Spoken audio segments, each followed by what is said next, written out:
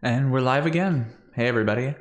Thanks for tuning in to another episode. Welcome to stream number 18 of me trying to build an operating system in the browser, so to speak. That's the dream.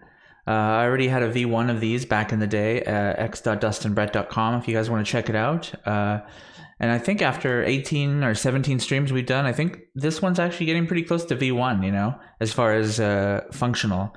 Missing the start menu. That's something big that we're going to have to get into. Not this episode, but I'd say that's like the last piece. And in some ways, this one's more functional. So it's kind of cool about that. But yeah, thanks for tuning in, guys. If you like these kind of videos, this kind of stuff, you like what I'm doing, please feel free to throw me a like. If you want to see more of it or you want to just give me some motivation, throw me a subscribe. And then you'll be apprised of the latest videos, which I do weekly at this time, 9 o'clock, Saturdays. Yeah, that's the basics of it. I used to do episode recaps, but I've kind of stopped with those. So I think we're just going to dive right into it here. And let's just switch over to my notes here. These are little stream notes that I keep. I don't have too much for introductions. I already did my hi and stuff. There was one thing I was going to mention to you guys right off the top. My Windows 10 has been acting weird on certain things, so there's a chance, I don't think we're going to be doing too much of it today, but like little pixel perfect stuff for some reason has looked a bit off on my Windows recently. And I don't know if it's like a DPI setting or an anti-aliasing or some kind of wonkiness like that, but you might see it here where things don't look quite right, but in some scenarios they do look right. So I'm just going to trust it for now, and hopefully in the next stream it'll be completely fixed if it looks a bit wonky today, just so you guys know. Otherwise, I think we can just get right into NPM updates. It's going to be another episode just where like I've done some work leading up to this episode, and we're basically just going to go off of that for a bit. And I think what I'll probably do, I mean, I've got this list here of a bunch of stuff and some stuff here as well. So we're going to be doing some stuff, but it might be a shorter episode today. I've been doing 3-hour episodes often. 2.5 hours sometimes. This might be closer to 2 hour. We'll see. I've got some energy today. I'm powered by my Red Bull Blue today. That's why the light's blue. Last time I think it was Red Bull Purple. Cheers. And yeah, I think we should just dive in. So actually, let me pull up last time's stream notes because there's a few things I wanted to address from things I was going to talk about next stream. What is going on with Stylelint? Yeah, we're going to get to that today. I think I have that in my notes. Yeah, here. So that one I had the wrong rule set. We'll look at that. This one was weird though. JS-DOS, in last episode, I was putting zip files in and they weren't working. But like right after the episode, I started doing it and they were working. So I haven't had an issue since. I'm just going to not worry about that. Another one was like we found somewhere that I'd made this pass focus function, but I don't even know what that was. You know, I dug into it and I still couldn't figure it out. So I just got rid of it and haven't missed it. And then Vanta load files we're going to do as well. So we're going to address all this stuff. I got my window open, by the way. So if you hear any yelling or helicopters or geese, then gooses, I was going to say, but that doesn't sound right. If you hear any other weird noises, though, it's not me. It might be me, but we'll see. Yeah, let's do NPM updates. So we could quickly show you the app too, I guess, guys, just for anybody tuning in for the first time. This is where we are right now with the app. We got our JS DOS, so we can run our DOS games, of course, and anything DOS, not just games. We got our file explorer already with different, this is the root of the file system. We got the libs folders and all that such and such. These are essentially real files, and you can click them and do real things with them. So like in the example of the images here, if I click this Calibri image, it'll actually load in the correct program, which is v86, which is an x86 emulator in the browser using WebAssembly. And just like that, we're in a full version of Linux with networking. And that's pretty interesting, right? I think I've showed a few people this before. I mean, all the credit goes to v86, guys. I just kind of put it in this appified it, but I think appifying it kind of adds something to it, and especially because I've got all this drag and drop stuff. That's what's really fun for me that I've been playing with lately. I've got a few more of them actually that I could show you what I'm talking about with drag and drop. Let me just find them, darn it. I'm just looking in folders inside my Windows just to show you guys what I'm talking about. So first off, I can just drag in images. So let me show you an image here. I'll drag in like this icon. So there you go. You see in the desktop there, I just dragged an icon in from my computer directly into the web page. I don't have a thing to view images yet, so that one doesn't work. But I have some games. Here we go. So here's 2 other games I've got that I'll be playing with. So there's another one. So I just dragged that on from my computer file system onto this file system, and it almost looks seamless because I have the exact same icon, the exact same everything basically. Although we're gonna do a little tweaking to the icon. Not every visual is perfect yet, but one day, hopefully. But anyway, so we dragged it on. So I double click this now. And what do we got here? What's DN3D? Is Duke Nukem, good sir. Duke Nukem 3D. And just like that, there we go. And then we got Duke Nukem 3D. And I've been careful to at least get the shareware versions of these games. So I'm not hosting anything full version. Like if you go on GOG.com or whatever to pay for it, it'd be a different version basically. And this runs really fast actually. Like, whoa, that's full speed Duke or whatever. I have one other one too. Another one here, Quake. I think we all know what Quake is. This is another DOS game. So these are just a few things I might have. Again, these are all the shareware versions, so I'm hoping that gives me a little more leeway with people to just be like, hey, I'm just hosting it for fun. So I don't have it yet, but there we go. That's this one. Oh, and at the end of this episode, 2 things we're going to have. We're going to have the ability to maximize this window and to resize it. And it's going to maintain aspect ratio. I don't have it solved. When we resize, it actually looks nice in if it's like a wide one. But if the window is like this, like mobile or something, it's a mess right now. And I don't know if we'll solve that today. We'll see. We'll see how much time we have. So yeah, so there's a few cool little proof of concept ones. And then I just kind of go into application data and clear my site data so that I don't keep those on my desktop. Oh. It seems to have an issue sometimes if I jump into DevTools. Well, if I jump into DevTools and nuke the file system and stuff, yeah, it has a little frustration with that, but maybe that's fair. Let me just paste. There we go. It's recovered. So back to the original icons, but it actually saves between reloads. So the stuff I dragged on there would have stayed. It remembers where I put the windows, what size I put them to. So we've got some stuff. And here's the changes we got for this week. Let's see what I've changed here. So 3,500 additions, 2,700 deletions. Some of these are just like updating library files, so that could be like 1,000 lines that I had nothing to do with, basically. A lot of this won't be like that, so don't worry about that. We're not going to literally be writing 3,500 lines and deleting 2,700. Well, I mean, I guess in a way we are. That's why it's kind of pointless to be like, how many lines of code is your app or whatever? Like, well, how much boilerplate garbage do you have in there? Anyways. What was the thing in the list? So yeah, back to actually getting to the stuff here. Let's get to it. NPM outdated. That's what I do to check what's outdated. Looks like quite a bit. So we got nothing fancy here. Always ignore the browser FS. That's just wrong because it's actually, I'm using Git, which is newer than 2.0. It doesn't seem to get that. One important one here is next.js. Has gone to 10.2. I looked at all the updates and there's only one thing that really is going to change, which I'll dive into in a second. But let's just do the update first here.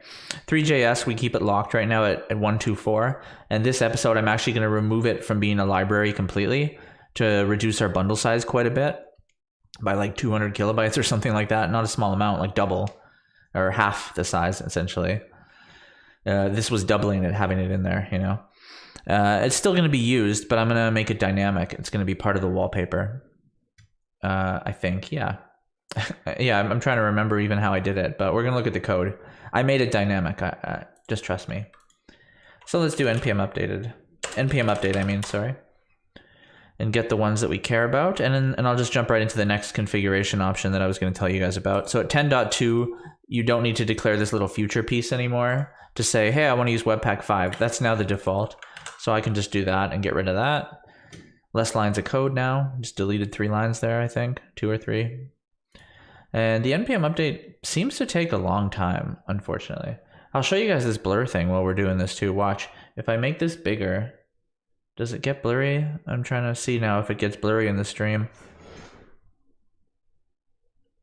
Yeah, now it's not happening at the moment. Oh yeah, maybe it did there a second. You see Stylelint maybe? Does Stylelint look blurry to anybody else? And then if I drag down here, now it's not blurry. So I'll have to look at the stream later and see if that was visible in the video or if it's just purely in my mind. But anyways, that's one of those things I'm grappling with right now. Because I need it to be accurate, you know. If I'm going to be doing pixel level stuff, I can't have my monitor just be blurry sometimes. But it for sure was, because I was taking like little screen grabs of elements that I knew. It's like, I know this is 30 pixels by 10 pixels. And it was like, there was like an extra line pixel, almost like a shadow. I can't get it to happen now, you know, the classic, like, you can never get things to happen when you want to show people, but it happened. Oh man, this is such a slow NPM update. I'm sorry, guys. Well, so we did the next.js thing as well. There we go. Cool. So that booted back up. So let's just see what we got for updates now. So yeah, we bumped up next.js, polish, these types, ESLint, the ESLint testing thing, and Stylelint. Okay, cool. That all sounds good to me. Sometimes I like to run npm updated again just to make sure I didn't miss anything or something still did an update that I would have expected to. Yeah, like this right here, types node is at 15 now. What version of node do I have? Doesn't matter anyways. I got 14, but I think I'll have the latest one because I feel like that's okay. So I will specify, because this is going from 14 to 15, it's not going to automatically update. I have to specify it. And I'll just specify exactly the version, like so, and it'll update. And then, yeah, like I said, browser FS, I already have the latest by grabbing git. And the 3JS one I'm going to get rid of pretty soon. And it needs to stay that version regardless. Okay, so that's done. So let's make our first commit of the day. NPM updates. Yeah, I'm not even going to mention the next.js config thing. So minor. So what's the first thing? Oh yeah, so fs.stat. So I think in the last episode I added fs.stat to do something. I replaced it so soon after, like a week ago I almost replaced it. Right here. What was this for? Oh, this was for being able to... What the heck was this for? I don't even remember why I added this code now. I think this fs.stat's actually required. Maybe I'm referring to a different one. No, it must be this one. I don't want to look at my code. I want to just remember, why did I do this? No, this I definitely needed. Which is the fs.stat I'm talking about then? What the heck am I talking about? No need for fs.stat. Yeah, I agree. Where the heck was I using it? All right, let's look at my... let's look at the code here and see where I got rid of it. Oh, it's like the first commit I did. Okay, what did I do? Oh, where's this one? In the file drop. Didn't I just search? What the heck happened there? fs... Oh, because it's probably fs?.stat. Yeah, there it is. Ha ha ha. Yeah, so in this case, I was doing the... what do they call that? Optional chaining for safety there. But in my search, I wasn't, and I found something in both scenarios. So yeah, I don't need this. And if we go to the link, just as a little learning lesson for everyone, because it was a learning lesson for me, I made the mistake and I told others to do it. So where is it here? I started looking at fs.stat, and it says here, using fs.stat to check for the existence of a file before calling write file is not recommended. Instead, user code should open, read, write the file directly. Ah, okay. So now I got that. So I wasn't doing that.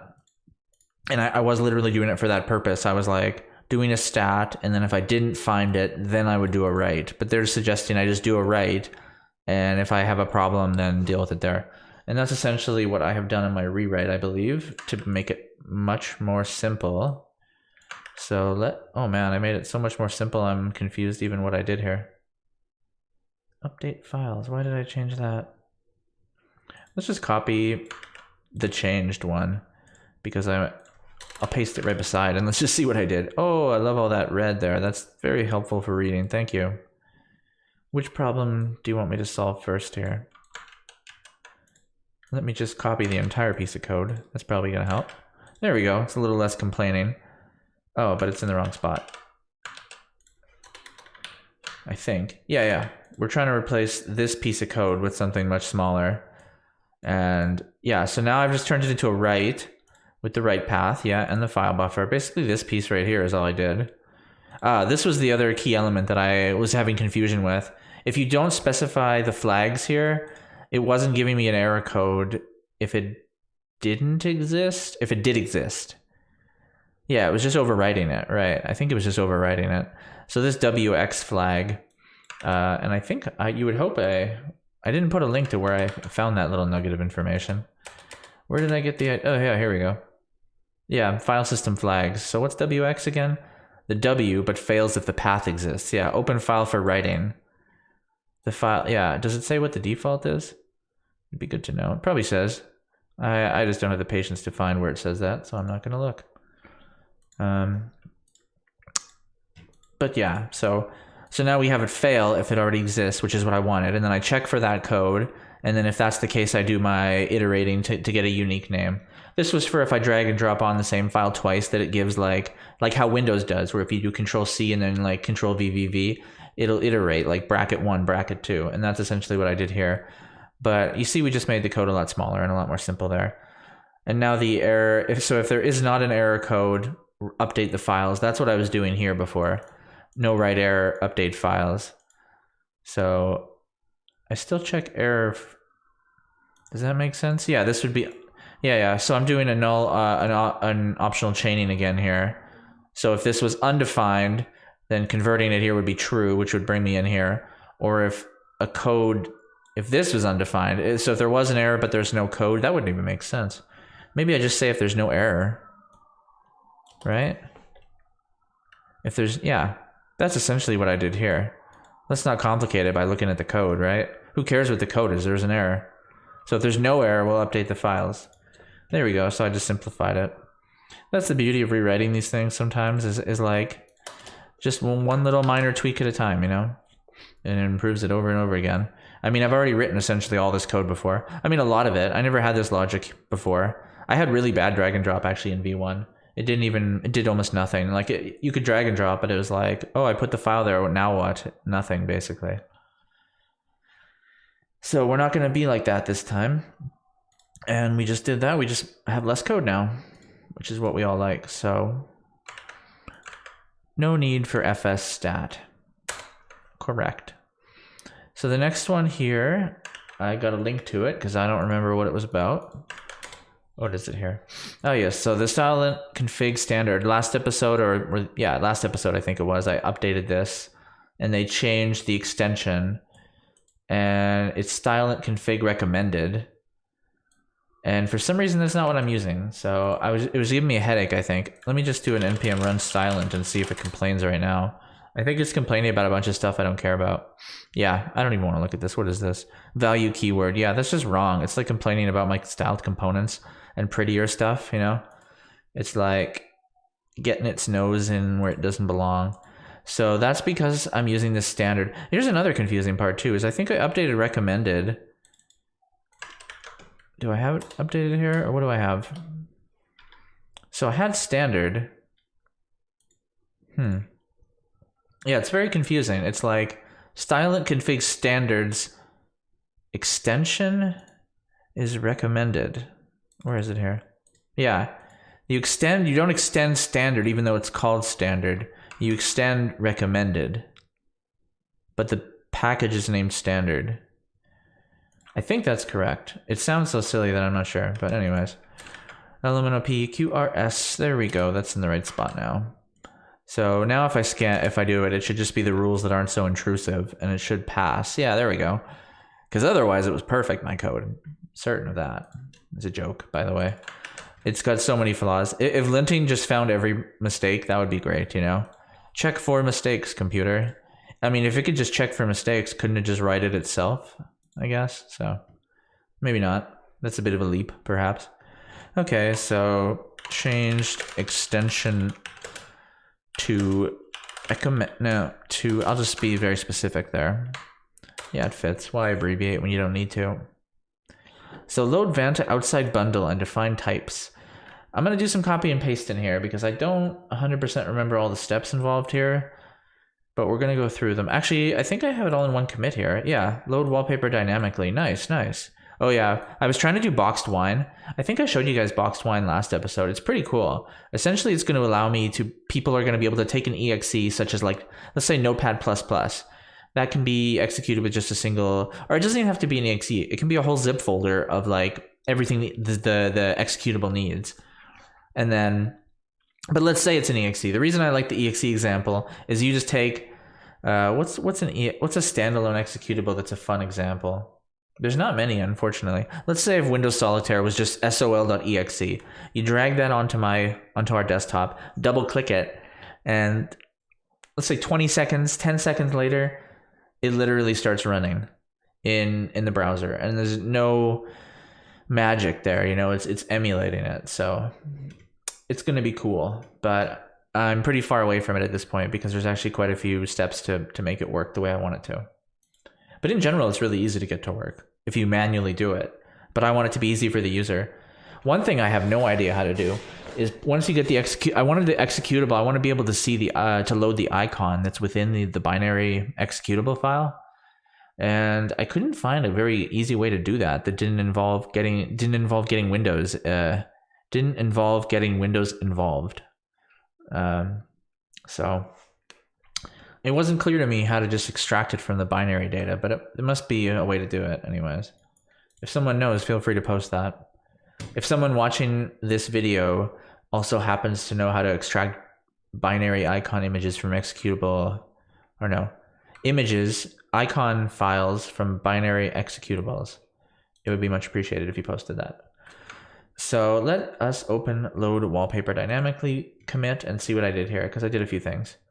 So I actually did a couple things here. Let's do these minor ones first as we go through them. So yeah, for color cycle, I thought this was a little wrong the way I had it. So I made a generic color cycle function kind of that will just, you give it a color and it kind of goes through the 360-degree hue wheel, whatever you want to call it, and give you a slightly different version, different color, which I'm using for the wallpaper, which is why you see it changing all the time here, the color. But I returned a function called onDestroy, and I think that's too specific because I was passing it in Vanta to Vanta's onDestroy function. But I think from color cycle's point of view, you're just saying stop, you know? And that's especially obvious when you see that what it actually does is that it's doing this cancel animation frame. So you could say cancel too, but I like stop in this case. So that's better to me. And then where was I using it here? Oh yeah, let's just say stop. So Vanta's onDestroy function runs the stop function. Maybe I should call it stop cycle or cancel. I'll call it stop cycle because otherwise it's a little out there just as stop. I could rename it, I guess. Yeah, that's debatable. Do you want to... I like the idea of it exporting generic. So color cycle dot stop or something like that, or it gives you stop. But I also like the idea of renaming it internally as stop cycle and then passing it like that. Because then you get a little bit of a commit thing there. That's something I see a lot of people do that is silly, I find, is people will leave it as stop. And then if someone asks you what's stop, or if you just feel like doing a comment, you'd be like, stop the color cycle, you know, something like that. I see so many comments like that, and it's like, okay, what about stop color cycle, you know? And then you just do that. There we go. Didn't need a comment. And that's almost always the case, which is why I have almost no comments in my code, if any. Is I would hope when you read the line of code, there's no questions left, you know? If you need to comment, I've already failed, I feel like, most of the time. So I'm going to leave it like that. And if someone reads that line, Vanta effect on destroy, stop color cycle, what could that mean? It's like, dude, get out of my code. It's like, I can't elaborate on that.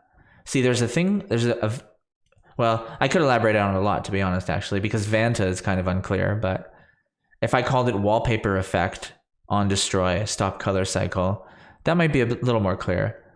I guess it's still, yeah, I think that does it. That's getting clear.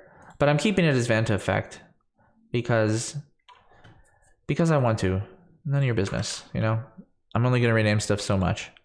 I'm only going so far with this. Okay, so use stop instead of on destroy. So this was the most pointless refactor in the world, I know, guys, but maybe this is just a kind of showing you just random coding stuff. Like, I'm not just trying to throw some clone together, you know, like, I don't want to get grumpy about those again, because there's really cool videos out there. But it's one thing to make like, oh, I could make a Twitter clone in 3 hours. It's like, okay, but it's probably missing a lot of Twitter functionality, and there's probably a lot of scenarios where it's not ideal. And it's all that little detail work and having the code be clean so that other people going in can understand it. All that stuff takes a heck of a lot more time. And that is mostly what you're doing at work. It's not just like, I mean, a lot of jobs, unfortunately, is kind of just throwing code together full speed. But in an ideal world, there's also a lot of making it clean, making it maintainable, robust, tests, that kind of thing. Not that I have any tests in my code, but side project. I'll do tests one day, I'll get there. Anyways, I don't even know where I was going with that. Let's just continue. We're still working on this one, load Vanta. So I'm just doing Vanta refactors at this point as I hack through this commit that I made. What was the next one? This one gets into the meat of the thing, so I'll do that later. Let's do the first little simple one here, which is just getting Vanta into a folder, because it's going to have a couple things now. It's going to have where is Vanta? Desktop, wallpapers. So we got here Vanta waves. I'm going to make a folder called Vanta waves. Instead, we're going to bring Vanta waves in there. We're going to name it index. That's our little magic trick to not have to mess with the imports. There we go. So it's still working. And what the heck was the next step? Did I want to bring color cycle in there as well? I don't think so. Did I move color cycle in the end? No. Color cycle is good there because, like I said, I made it generic. I might use color cycle again if I make another wallpaper. If I can figure out how to need it again. I might not need it. Anyways, wait, did we? Yeah, that's just gone. Okay. So that's the index file. What have I changed here? I feel like I've changed a bunch. Oh, wow. Did I called it, I did the exact same thing in the original code. That's funny. I didn't know that I did that. See, that's the thing, I guess, once you have these like rules in your head of like, here's how I'm going to do it, is it's clear I didn't just throw it together, because even, again, improvising it in front of you guys, I ended up in the exact same conclusion to do that. Not that it's necessarily the best approach. I mean, I'm willing to change, but clearly I have some kind of methodology, at least. So has any of this changed? I don't think so. I got libs here. I'm sorry, guys. Unfortunately, I don't know what the heck I changed, because it doesn't... Oh, wait, I didn't have libs before. Where did libs come from? Let's just compare here. I'm going to bring in the code and be like, what did I change? Because... And wait, why does it think... Oh, yeah, this changed and then unchanged, because I've genericized the import there. Let me close a bunch of this stuff that we don't need. And sorry that some of my streams sometimes have come this way where it's like, what did I do? But it's hard to just, in 3 hours, I'm trying to condense a week's worth of like thinking about the code and trying to figure it out. So sometimes we go astray and stuff, but it's the winding path through the code. It'll continue forever. Okay, so I exported the types, right? I made my own types folder. Let's do that file, Let's do that now. Types.ts. And I already had a type here. Let's just take that one out of there and bring him. Yeah, let's just get rid of it, honestly. I'm going to copy the types that I already had. Oh, yeah. So here we go. So we're already getting into it. So what I've done, if we go to one of my apps, as an example, the JS-DOS app, you guys will remember if you've seen this, but I've made a load files function. And what load files does is what does it do again? Load style, load script. Right, okay, so yeah.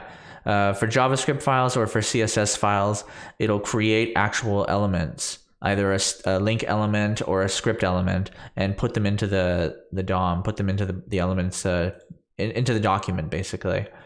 So it's a way of dynamically loading scripts. Might not be the best way in the world, but darn it, I like it. So I'm going to take that and bring that over. I need to color this because it's too illegible. Maybe we just copy what I got here. I'm trying to... What did I change? I changed too much, unfortunately. Too much.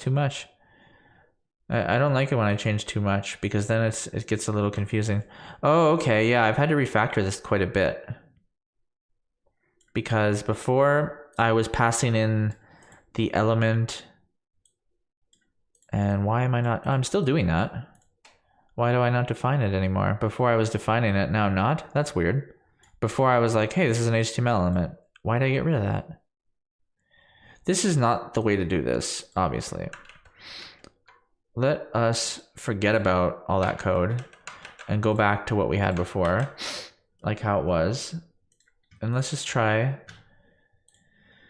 to figure out what my mentality was here. So yeah, first things first, let's get rid of 3 and Vanta from the, well, we need their files. We need their lib files. We want to take the files that are currently npm installed files, and we want to move those into our lib folder and load them via the load files. So let's see, here's the things here.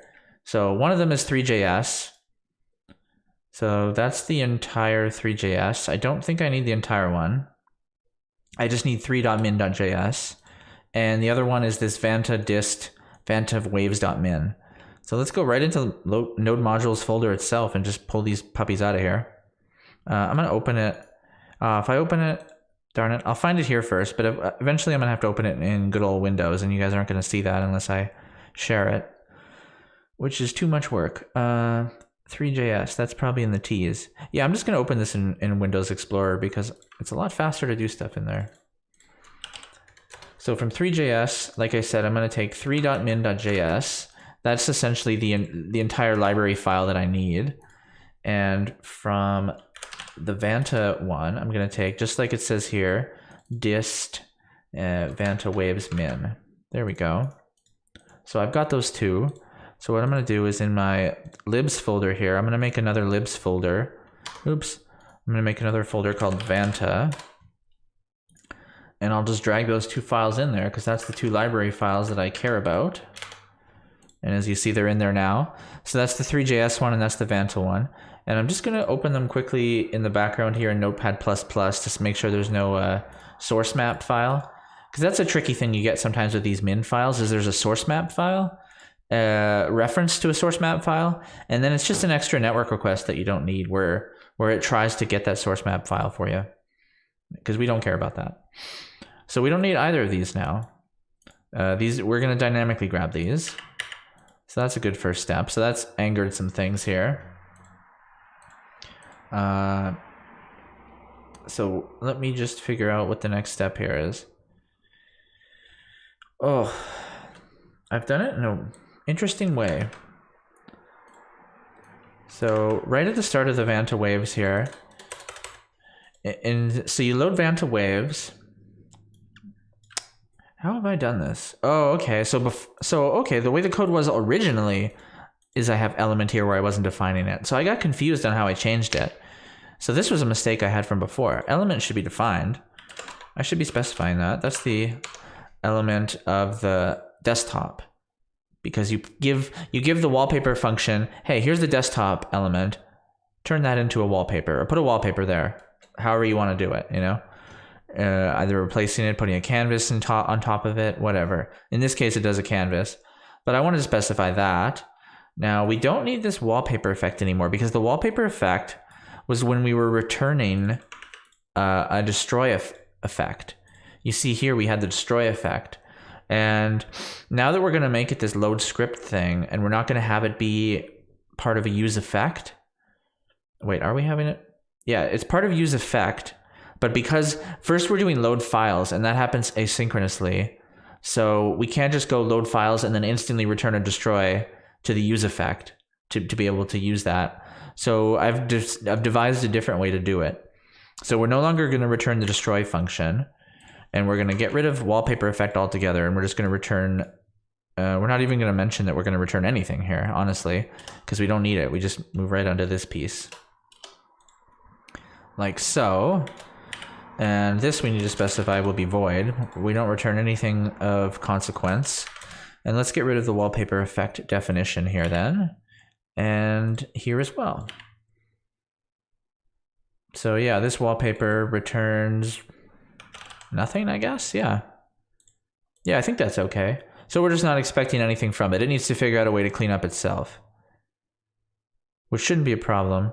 I guess one issue with that, it works for wallpapers because the solution I devised was essentially that on load, it cleans up any existing ones.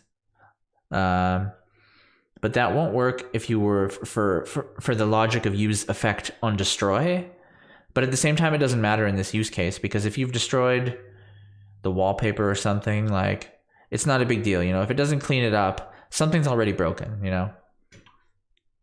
But in the case of having to recycle the component or rebuild the component, that's where you do want to make sure that it's not applying another effect when in your dev mode or something like that.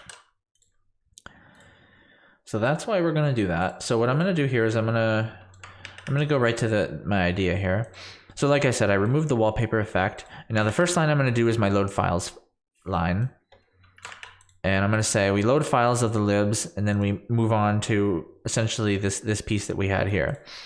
And I'll put the libs here, what they are. As you guys know, libs Vanta, the 3JS, and libs Vanta, the waves file, which is what we just copied from the node module ones. Oh yeah, now that we've copied those from the node modules folders, I'm just going to get rid of those because we don't want those anymore. So it was 3 and Vanta, I think. I just said npm uninstall here, and we'll just move on our merry way here.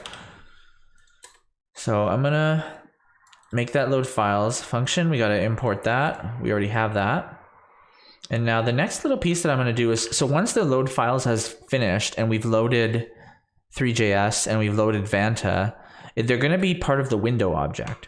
So what I've done here is I've said that from window, we're going to take 3 and we're going to take Vanta because that's what they're called. And I found in regards to this cleaning up part, I found that in Vanta there's something called current, and if there's already an existing effect in place, then current is something. So if current effect exists, we're going to clean it up. And then also we get the waves piece, which is what we need. That's our wallpaper effect. Vanta has other ones. You could load multiple, I suppose, but performance wise it'd be a bad idea. So like I said, we got this current effect, and what I'm going to do is I'm going to say current effect, optional chaining, destroy. So if this is defined, then run destroy on it. Otherwise, continue. And then we can just use this piece like we had before. And now we have waves and 3 again. And I think that was mostly what I did. Oh, another piece that I did here is an element. I've switched it to be called EL. And the reason for that is just specific to Vanta, because Vanta actually calls it EL. So rather than have this EL element, I'm just going to do that and just dump EL right in. It's a little cleaner and a little more cut to the chase kind of thing. Okay, and then we need this piece here as well. Bring all that back in. And I think this goes back and this goes forward. There we go. And this goes gone.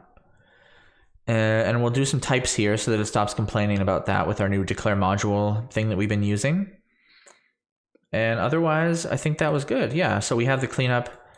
We have an on destroy one here where it stops the color cycle. Wait a minute. Yeah, no, that makes sense. Because yeah, you have to run on destroy. So the next time it refreshes, then it would end the color cycle, and here it would start another one. So that makes sense to me. There we go. And it's done all its formatting and stuff there. Why is it not on one line anymore? Oh, okay. So I've renamed this Vanta Waves settings to Vanta Waves config. And now that fits on one line. So I felt like that fit better, even though I call it settings here. Maybe I should call it config here, actually. Let's call it config. Stay consistent. There we go. So that part looks good. So now we just need to, oh, that one as well. Now we just need to deal with these here, the types. So we're gonna make a types file, which we already actually did. I'm gonna take this type out of here, bring it into the types file and export it like so. So that's our first type, but I know we have a bunch more, so I might just copy some in because it takes time to write these darn things. So let's see what I think for this one, that was it. What did I have here? Color, shininess. Oh, these two here. Why did I put those as piece of that? Why did I do that? Because the disable controls is here. I'm not sure why I defined that there. Let's not do that until I can figure out a good reason why I did it. So yeah, I mean, there's also these mouse controls, but I'm just defining that here. So I'm not even going to say that that's piece of what you can pass into the config, because, well, I guess you might want to override this. Maybe you would want mouse control or touch control for the wallpaper. Maybe. I suppose I could define it. So then I already did define it anyway, so there they are there. So we'll just use that one instead. And then what were the other types I had?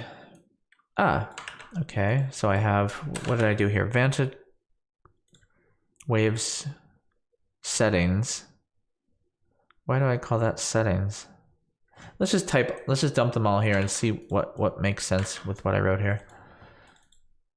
Oh, okay, so I see the way I've done it here. That makes sense why I added these then, I think. If I remove these, does it complain? It might complain over here. Oh, I'm not importing this yet. Let me import that. And fix this little piece, several pieces actually, I think. This needs to be Vanta, or is that wrong? Vanta waves. There we go. Oh, and it's in a few wrong things here. Add type, put that there. And what, this is not, doesn't exist?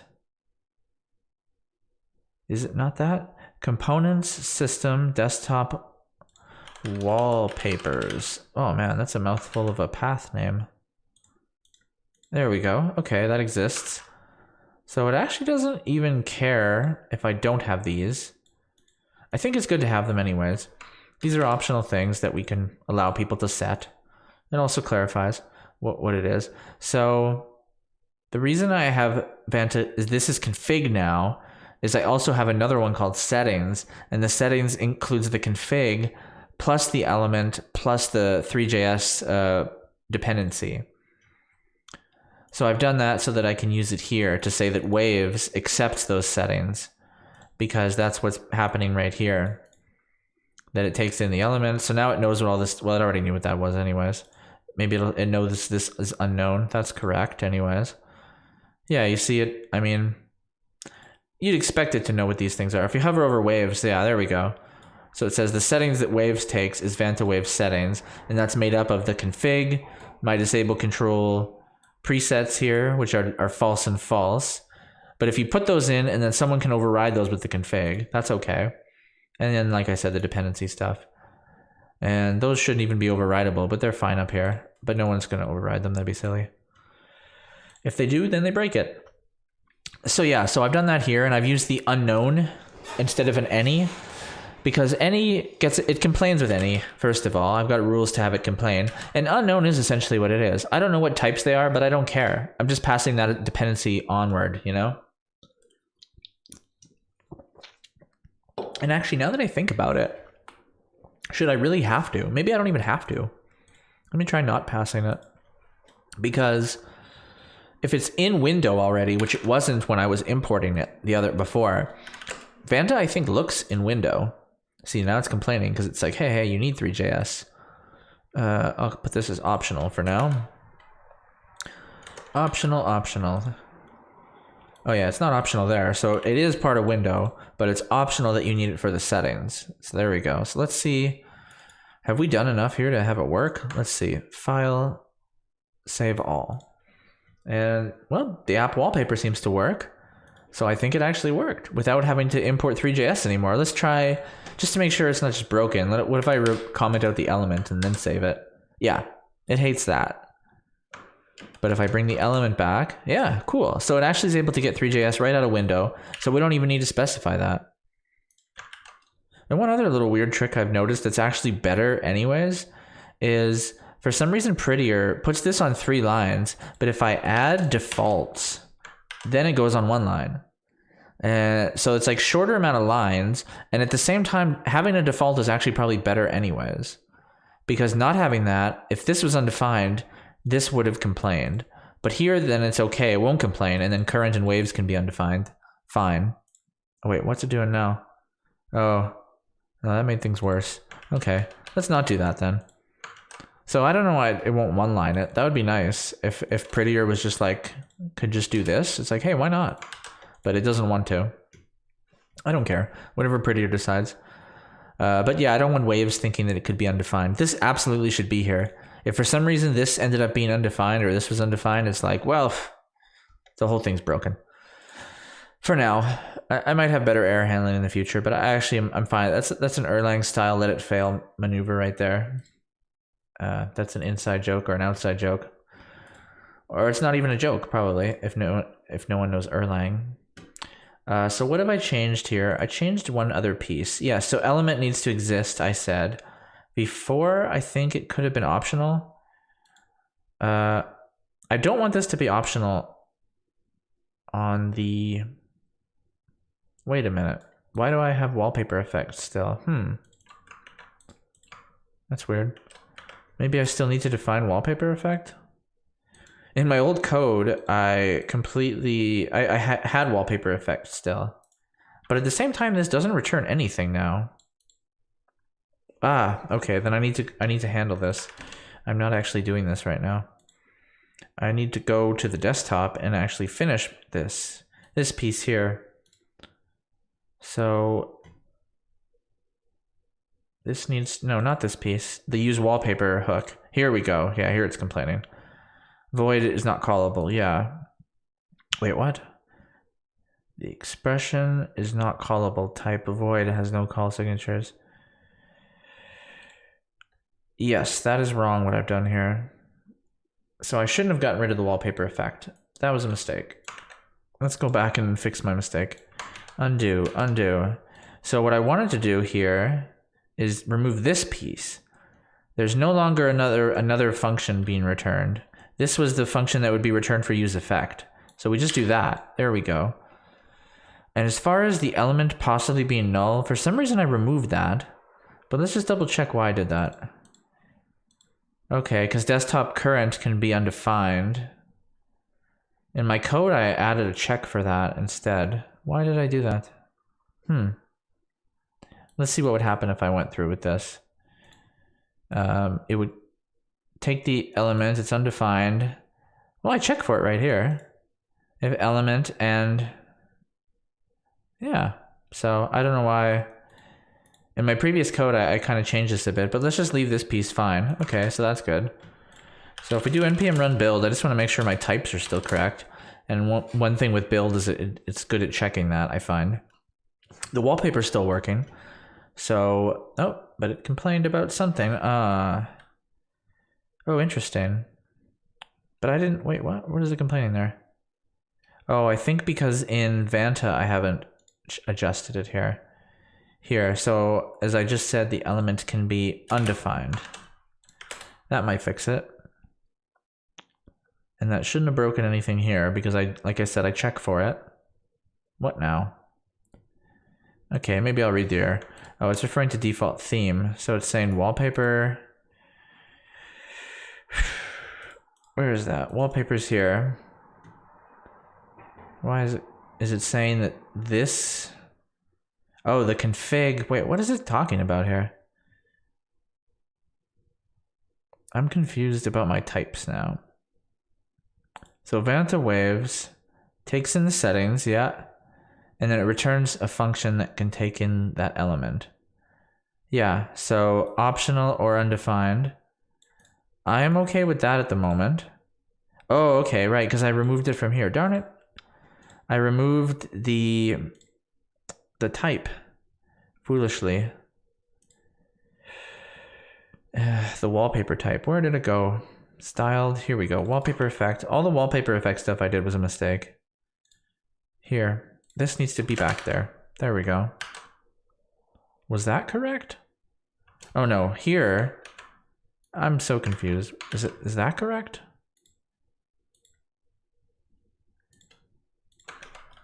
This is void. This is like that. None of this is correct. Why am I just shooting in the dark is another good question. I'm trying to understand what I did earlier. My code's so confusing. Why does this matter more than it did before? It was good to have wallpaper effect. No, wallpaper effect would have to be returned here.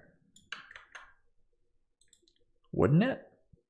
A function whose declared type is neither void nor any must return a value. But no. Okay, so this is what's returned, is what Vanta returns. And then in my, I'm so confused with my own types, it's embarrassing. Styled. So in the wallpaper here, why do I say that that's optional? Oh yeah, a wallpaper is optional and it returns a wallpaper effect. And the wallpaper effect is just this element here. Yeah. And it returns nothing. See, that's correct. So once again, where does this need to be? Is this, how did I have this before? None of this makes sense. It's one of those things where it's obvious when you're just kind of throwing it together in code, but then somewhere along the lines, I've lost perspective on it. So here's how I had it in the code that exists now. Well, that we're making right now. At one point I had it like this. So this I'm not really declaring the type, but I am saying that it will return that. Yeah, I guess it declares itself. There it is right there. That's what it returns. Okay, so if I say this is optional, that should fit with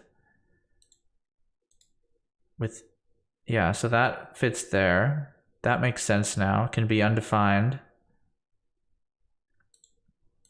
And it seems to be okay with it there. But here it's complaining. Oh, because it's not considering that a wallpaper effect? Huh.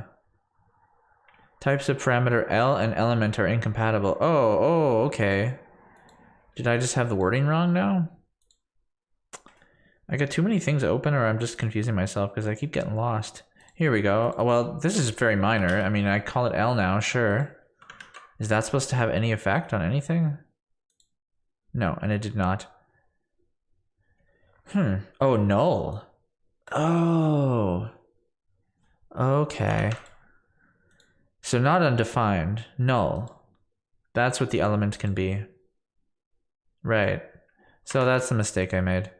So we need to go back into the Vanta stuff, wherever the heck it is. It's hard to find now. Here we go. Let's just go to it from here. So this needs to be not possibly undefined, but it can be null. That's what I was supposed to have earlier, I'm pretty sure.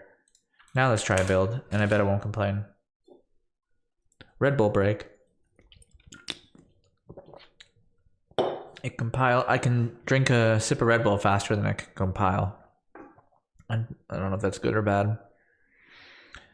Looks like it's working this time. So if you guys remember before, it was like 300 plus my bundle. Now, as you see, it's like 173. So pretty huge drop. And I think if everything's working now, I should be able to refresh this now. And very slow drum roll. Oh wait, am I not running it? Let me just, oh, what happened here? I think I need to rerun the dev from a long time ago after I did that original and next update. I'm surprised it survived as long as it did. Hopefully this time it'll work. I'm reloading it right now, by the way. Too freaking slow. There we go. Okay, cool. So nice. The wallpaper still works. It's 200 kilobytes dropped off the bundle, and it's still pretty darn fast. Like if we actually I want to do a test of the speed with Lighthouse quickly. But to do that, I'm going to do npm. I've already done build, so I'll just do npm run start, and now it will run the, instead of the dev build. What's it complaining about? Now start doesn't work? Error, could not find a production build. What? I just did one. npm run build and npm run start. It did this the other day where I just ran build and then it's like, hey, you need to run build. I wonder if stopping dev somehow breaks the build. I don't know. Now it worked anyways. So if we go back to the code here now, so now that's running on almost like a production run, but I'm not going to use next.js as web server in the distant future. So let's try here. So we clear our application data, go into Lighthouse, desktop, no PWA right now, and let's generate a report and let's see what we get. It's not going to be perfect, I think, but when I do the web server tweaks, I think then we'll get it perfect. Oh, so close. Look at that. 98% on the performance, and it probably has nothing to suggest. It has literally no suggestions. It's like, I can't give you 100%, but good work. But I'm going to get 100% in the future because there's a lot of places to improve from a network point of view, I think. Because if you look at it here, we're doing HTTP 1 protocol. I could go 3, dude. I could do quick, or whatever the heck they call it now. Plus, we could have some of our images could be on like Cloudflare or something like that, or CloudFront, whatever the popular CDN is. I can't remember right now. One of the clouds. And there's a million other things I still need to do involving image optimization. Let's say I want to be able to have AVIF or WebP files, which are different formats that Chrome and I think just Chrome. I mean, Chrome and Edge, Chromium browsers can at least support that. I'm not sure where Firefox sits in that support level. Anyways, there's a thing. So back to the code. So we've moved Vanta out. It builds. Go back to dev mode here. I think we're ready to commit that. We've made a much more dynamic Vanta. We didn't really lose anything either, so I'm happy to do it. Yeah, I'm not really sure what the cons were for that. Load Vanta outside bundle and define types. Done. So here's another one I just found today, actually, involving the Doom one. So if you... I don't have Firefox running, so it's not going to be the best example. But if you see here when we're running Doom, if I don't know how well it'll show up in the video here, but if you see the crispness of the pixelation of the video, of the Doom video, how it looks like how you remember Doom basically. But you see here, you see there, not blurry, not blurry, blurry. That's me messing with a setting called image rendering that I found, and something that I didn't notice was as a default in JS-DOS, so I added it. Image rendering property sets an image scaling algorithm, and the one that I've decided to use is pixelated. But what I wasn't aware of is that Firefox actually doesn't support that. Doesn't do pixelated, oddly enough, in Firefox. So for that, they suggest crisp edges. But for some reason, here it says Chrome does it. I don't think that's true. They call it optimized contrast. Interesting. I think. Is that what they're saying there? If that's the case, I might just be able to do optimized contrast. Let me try that. No. See, that doesn't look right. See, if I do that, I get the blurry again. The only one that looks good is pixelated for me on Chrome. So the logic of what I did here is to have a fallback, essentially, which is kind of what they've done here. Crisp edges. So you see here they do optimized contrast, but that didn't work for me. I had to do pixelated. Yeah, that's weird. I think they mean different things. Like the Firefox effect, in Firefox, crisp edges looks like what pixelated looks like in Chrome for me. So for now, I'm just going to do that based on that logic. So if we go into the code here and we just look for pixelated, but I'm going to spell it wrong for fun. Let's just look for pixel and not embarrass myself any further. So I'm going to do that basically. So it's going to apply pixelated, but then when Firefox sees that doesn't work, it's going to apply the other one. And it's going to be vice versa with Chrome, where Chrome is just going to, well, it's going to apply pixelated, and then when it tries to apply crisp edges, it won't, because that will be invalid. So it'll be like reverse invalid. Either one has an invalid one. So we're just going to add that in all the places. I mean, it's in JS-DOS where it's more relevant, but I'm actually doing it here. I might just remove it from here, honestly. This was when I was resizing the images, but I actually don't resize the images anymore. Well, I still do with the favicon, but that's not an app anymore. So yeah, I'm gonna get rid of this on the image side of things for the icons, because I'm no longer taking 48 by 48 icons and making them 16:16, because I didn't like the way that Chrome was doing its scaling algorithm there. But now it's not an issue for those icons. So yeah, I'll get rid of pixelated in those two scenarios and I'll add it here. So back to the code here just to make sure it's not broken. Yeah, so it still has that pixelated look that I want. Nice. And now if we opened it in Firefox, it also would, whereas before it did not. I'll actually link to this too. I'll make sure to copy this link into my show notes, because that's a handy little link. I don't know if anyone looks at my show notes, I've never even gone back and looked at them really, but it's cool to have them. One day I'm going to look back at them. I mean, they're adding up, How many do I got now? Look at this. That's all the streams we've done. Those are all like 3-hour episodes. So, I mean, how many is that? What is that? I know how many it is, 17. So 17 times 3 hours, it's at like 50, 60 hours or something like that. It's not quite that much anyways, but I'm putting in my time. So we did the color cycle thing already, actually. That was part of this load Vanta thing. So here's another minor one I wanted to do, is the number plus strip unit thing. Oops, don't need to go there for that. So where am I using this? Strip unit. There's a few places where I'm using strip unit, which removes the like px pixel part of a string. But then I have to convert it to a number every time. And I'm just going to make that into one command just to keep it a little smoother. And because it's always the same use for me, it's always pixel to number. That's what I'm doing all the time. So I'm just going to make a command called pixel to number here. There we go. And I should probably make the function so that importing will be easier. I've actually already pre-baked these cookies, so I'm just gonna find the function and show you guys, because it's exactly what you'd expect it to be. It's pretty simple. There we go.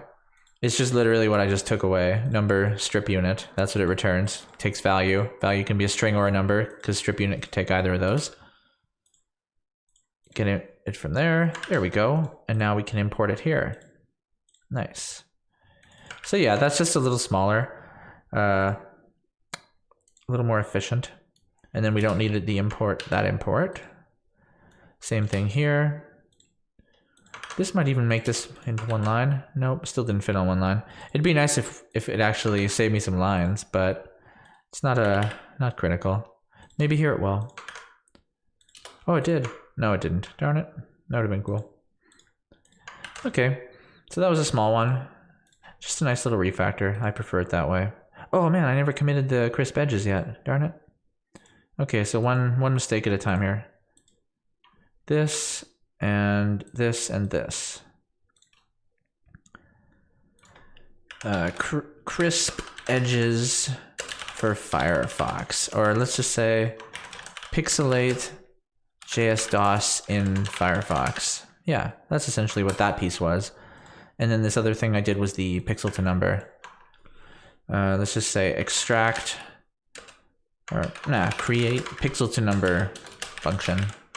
There we go. Close a bunch of this junk. What are we at now? We're already at an hour. Nice. We've gotten through not a huge amount. So here's a bunch of other little refactors I did that we need to do. So mapProcesses, I'm tired of it actually. It limited me in some ways for things I'm going to do in the future. So I'm just going to get rid of it because it's kind of unnecessary anyways. Just adds code. Again, I want to get rid of code here. So get rid of it from there. Oops. Get rid of it from here. And here. Here we're going to copy what I'm doing, which is just that. And we're going to get rid of it here. Because we're only using it in two places. Wait, why is this complaining now? Oh, we don't even need this either. You see how many things we just got rid of there? There's a ton of lines of code we removed, actually. Yeah, that shrunk that a lot. And now we just need to actually replace it here. So the functionality was simple already. So instead we just take processes and object entries.map, and then the callback is just what was already here. Oops. It was this piece here. Goes where callback was. There we go. That doesn't look too much more difficult. And we'll just do the same thing in the one other place I was using it. And yeah, to me, I mean, neither is super complicated, but there we go. So it still works. And let's just see how many lines we got rid of there. So there was like these are like one-liner changes right now. Yeah, one-liner change. That's so I removed a line, and then here we just removed a bunch of stuff. Yeah, so that's nicer. Because, yeah, really we didn't gain anything from that function. That was just a stupid function in a lot of ways. And in the future, I'm going to be able to use it because when I go in here, I actually want to do a filter before, whereas before that wasn't even an option. So not to do it in the way I wanted to, at least. What was the next one? Toggle process settings. Yeah, I think I'm going to get rid of this too. I already have this set process setting junk where I'm kind of redoing things here. That's essentially what this is. So let's just do that. So where was I using it? In two places here. So I'm just going to switch to this format instead, basically. That part's still correct. This will become maximized. And the value would become true, I think. No. What does the value become? Good question. What did I set it to? Oh, now I read it. Now I actually check. I have to actually look at the value. rather than before I was doing the toggling. That's what this was doing, was essentially this piece. So now instead I'm just going to say that. So get from the current processes, which I already have, and the process ID, which I already have, whatever maximized was, flip it. There we go. So that replaced that function. So it turned it into, it added 2 lines in that way, but we're getting rid of this entire toggling function. And it's, again, just less logic to figure out. So all of these functions are all going to be going through the same thing, kind of. So let me just finish this one too. Minimized, minimized. There we go. So now all 4 of these functions are all kind of generics for what this is doing. Whereas before it was like 2 of them were for this, 2 of them were for that. And now we can get rid of that toggle thing too, because I had a whole other type defined for that, I think. Where is it here? Process toggles. Just for the toggleProcessSetting function, I had a whole other type. Let's not waste our time with that either. We'll just take the maximized and minimized and just make them part of this original. LMNOPQRT, and there we go. Less lines, nice. And I had it here too, less imports. Cool. So there we go, once again, just getting rid of lines, mostly. Yep. Yeah, these are some nice refactors, in my opinion. Removed toggle process settings. Anytime where you find code where it's like, why did it's like premature optimization or something, because yeah, it was too abstract.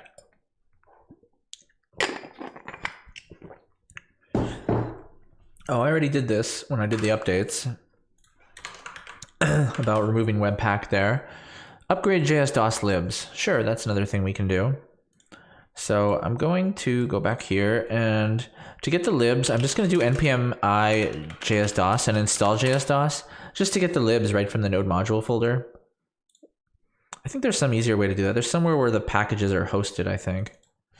So I got JS folder. I'm going to take the dist and attempt to find, there's a ton of files actually. I think, oh, okay, I made a mistake here.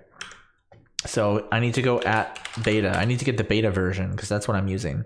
Because I'm using V7, and I just noticed recently that they have a V7 version 30, and I was on version 29. You see they have R30 here, and I was on 29. So we're gonna take and they've also renamed which files you need. So now there's 4 files like before, but they're slightly different. This is almost like updating programs, like these updating the libs. It feels like going into Windows and updating your programs. So we'll just paste those in there. And I'm going to look at the code here. So you can see, so we'll uninstall this, by the way, now. We don't need that anymore. Uninstall JS. Don't need it. So the CSS, what's changed? Pretty much absolutely nothing. So there was a change I was actually going to do. So I recopied the CSS, so it re-added this image that I don't want. But at the same time, I now realize I don't even want this entire rule set for the emulator loader thing. Don't worry about that. Just a waste of CSS. And then for this JS file, it's a massive lib. I'm not going to look at it with VS Code because it just slows VS Code down, trying to do bracket coloring and stuff. But I'm going to go into it and remove the source maps that were in there again. Because if you don't remove those, then it tries to do a network request to get them. It's just a waste of time. So you'll see here, instead of wworker, now it's wd DOSBox. But I dug into it, and it still seems to be using the worker, which is good from a performance point of view. So even though they renamed it, it looks like they've gotten rid of all the other stuff, and they've just got a worker. I could be wrong, but if I am, we'll go back to 29 at some point if we notice performance decrease. So yeah, I'm moving to 30 on that. So I updated the libs. Are we running the tool? Yeah, we're running it. Let's go into the browser and test this out. Let me just refresh this here. So we should, let me actually clear the application data too, because I don't know what is and isn't cached.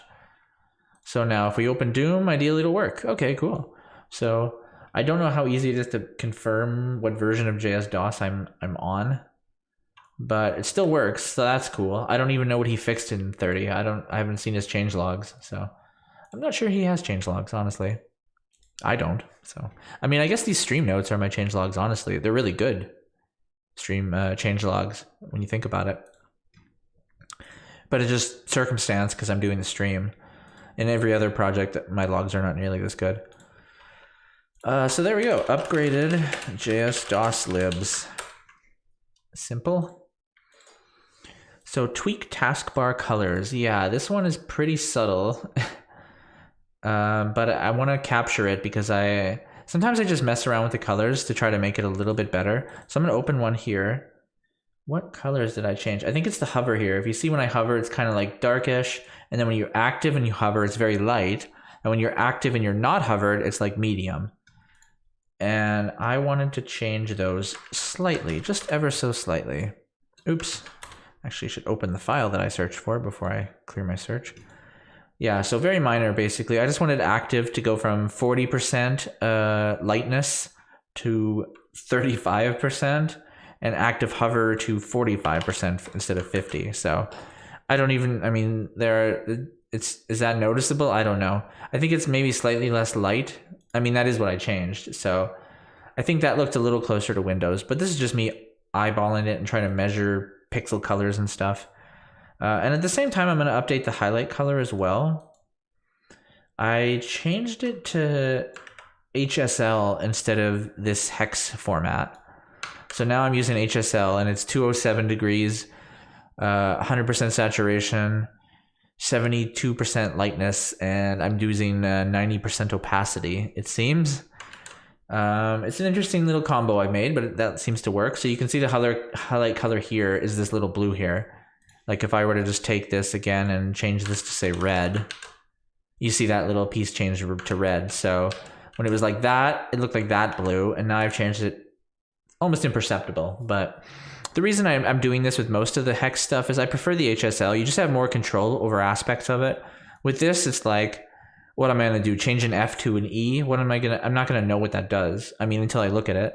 Whereas with this, it's like, okay, if I change this, I'm changing the degree of hue. If I change this, it's the percentage of saturation. If I change this, it's the percentage of lightness. This is the opacity. So it separates out those values, even though it's still just one little color string, you know? It's more powerful, I find. So I prefer to use that format whenever possible.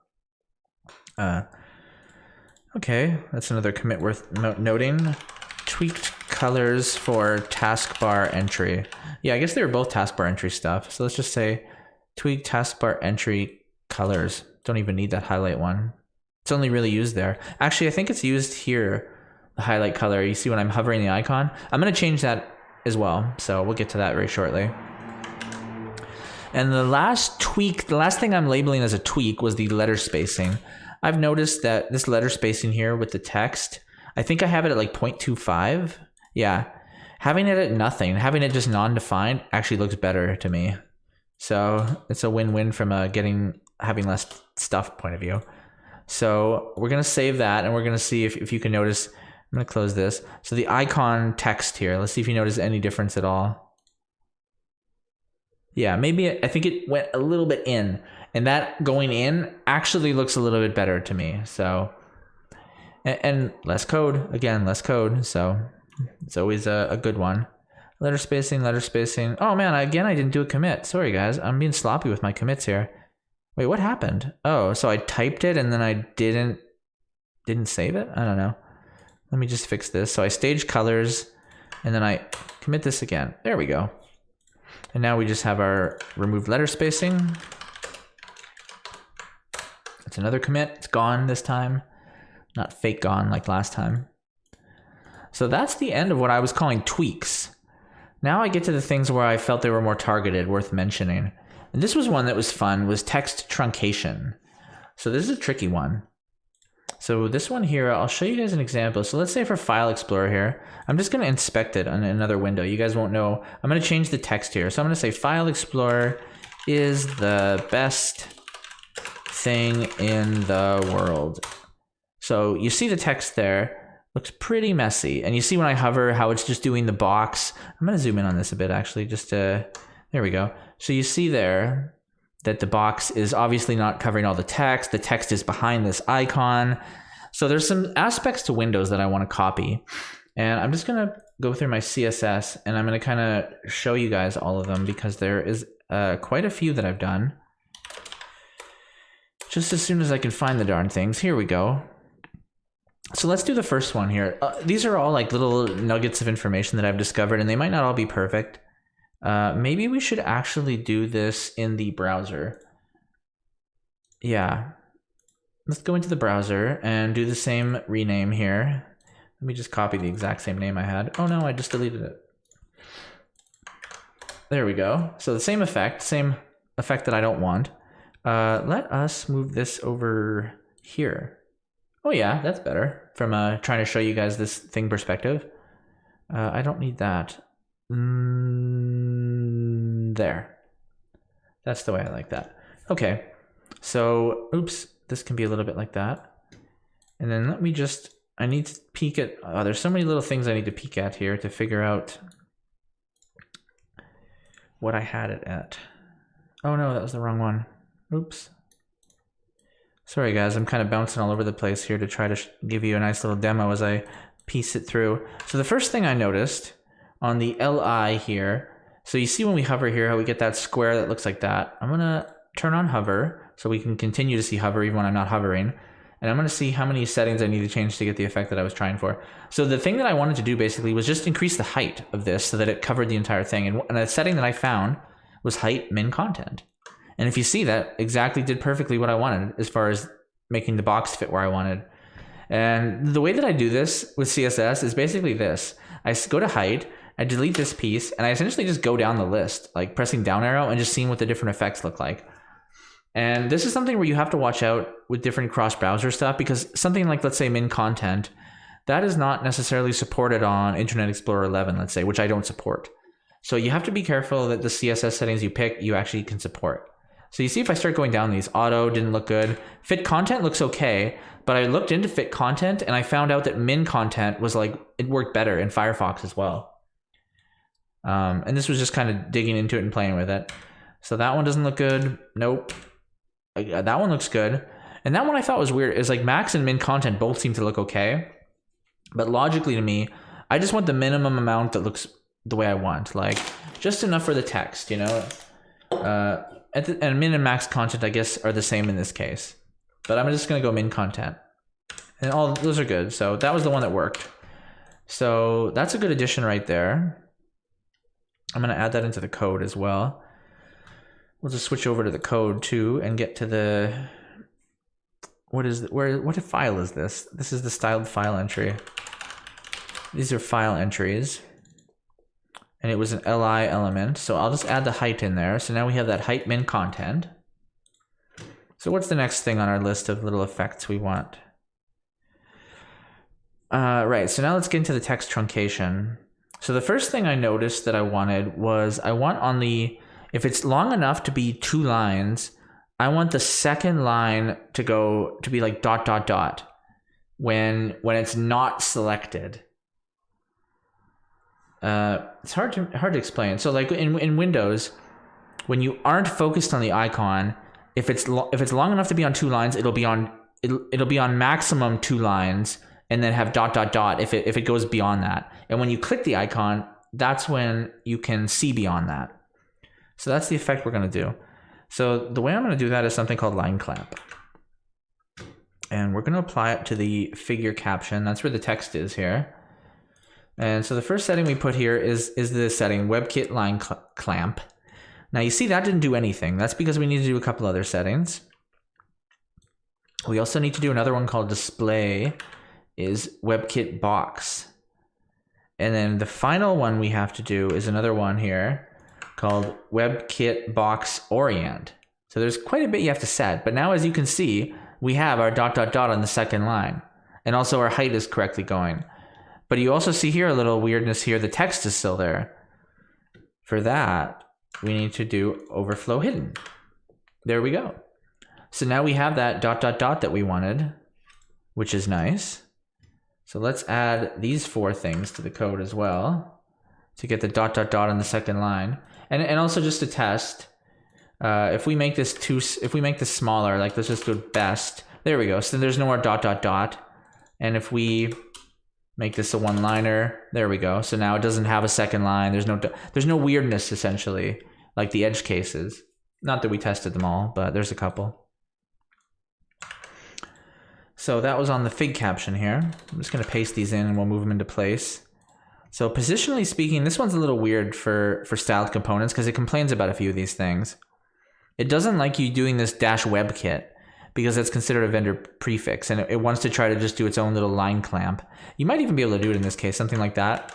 But I found in my testing that wasn't working. And in this case, we actually just need to ignore it trying to tell me to get rid of these vendor prefixes. So we're going to keep those. And because this starts with a dash, it's actually alphabetically considering this to be the first thing, I believe. Color, display. Where does this one go? Oh, okay, no, it actually ignores this piece from an alphabetical point of view. So line clamp is an L. B, C, D, E, F, G, H, I, J, K, L, M, O, P. This would be box orient, so it's above color, and then overflow element O, P. So it's like that. There we go, that's the alphabetical part fixed. So it's complaining about vendor prefixes here on all of this. And I basically need to tell it to ignore all of these. That's weird. My code, it doesn't complain about line clamp actually. Let me get rid of that one. Line clamp it's okay with, so it actually accepts that this is the only line clamp. This part it has a problem with, but that's just legitimately what it's called. Same with this one. There's no box orient. There's only WebKit box orient. So, oh wait, this is a different piece. This is a value versus a property. There we go. So that fixes those two because in both cases Stylelint is wrong. But I don't want to disable these rules because they're handy in general, just not in these two cases. So there we go, there's another piece saved. So here's the next thing. So what if I want to do a bunch of the same character? Oh, let me switch to the browser. There we go. So I named one just a bunch of X's. Obviously that doesn't look good either. There's another case we got to deal with. So what are some things I did here? First, let's see what word break word does.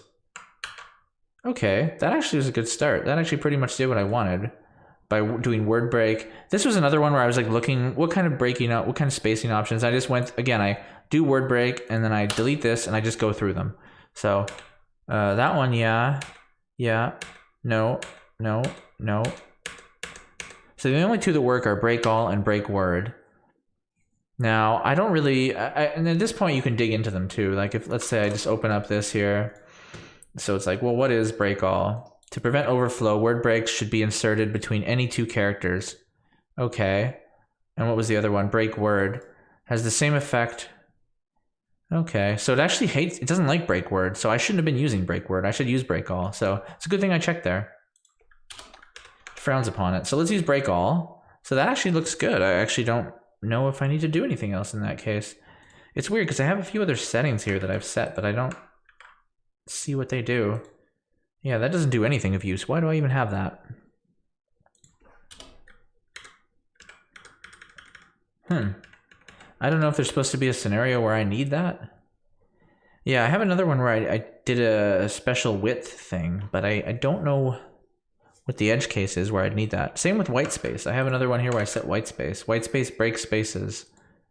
What is my test case for that? Let me add some spaces here and see if it makes anything look weird.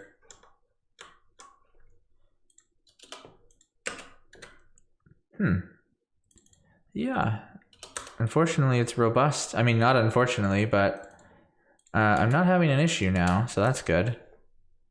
So that part looks pretty decent at the moment. So let's not worry about the break spaces piece. Let's just do the word break all. That was the only piece of value.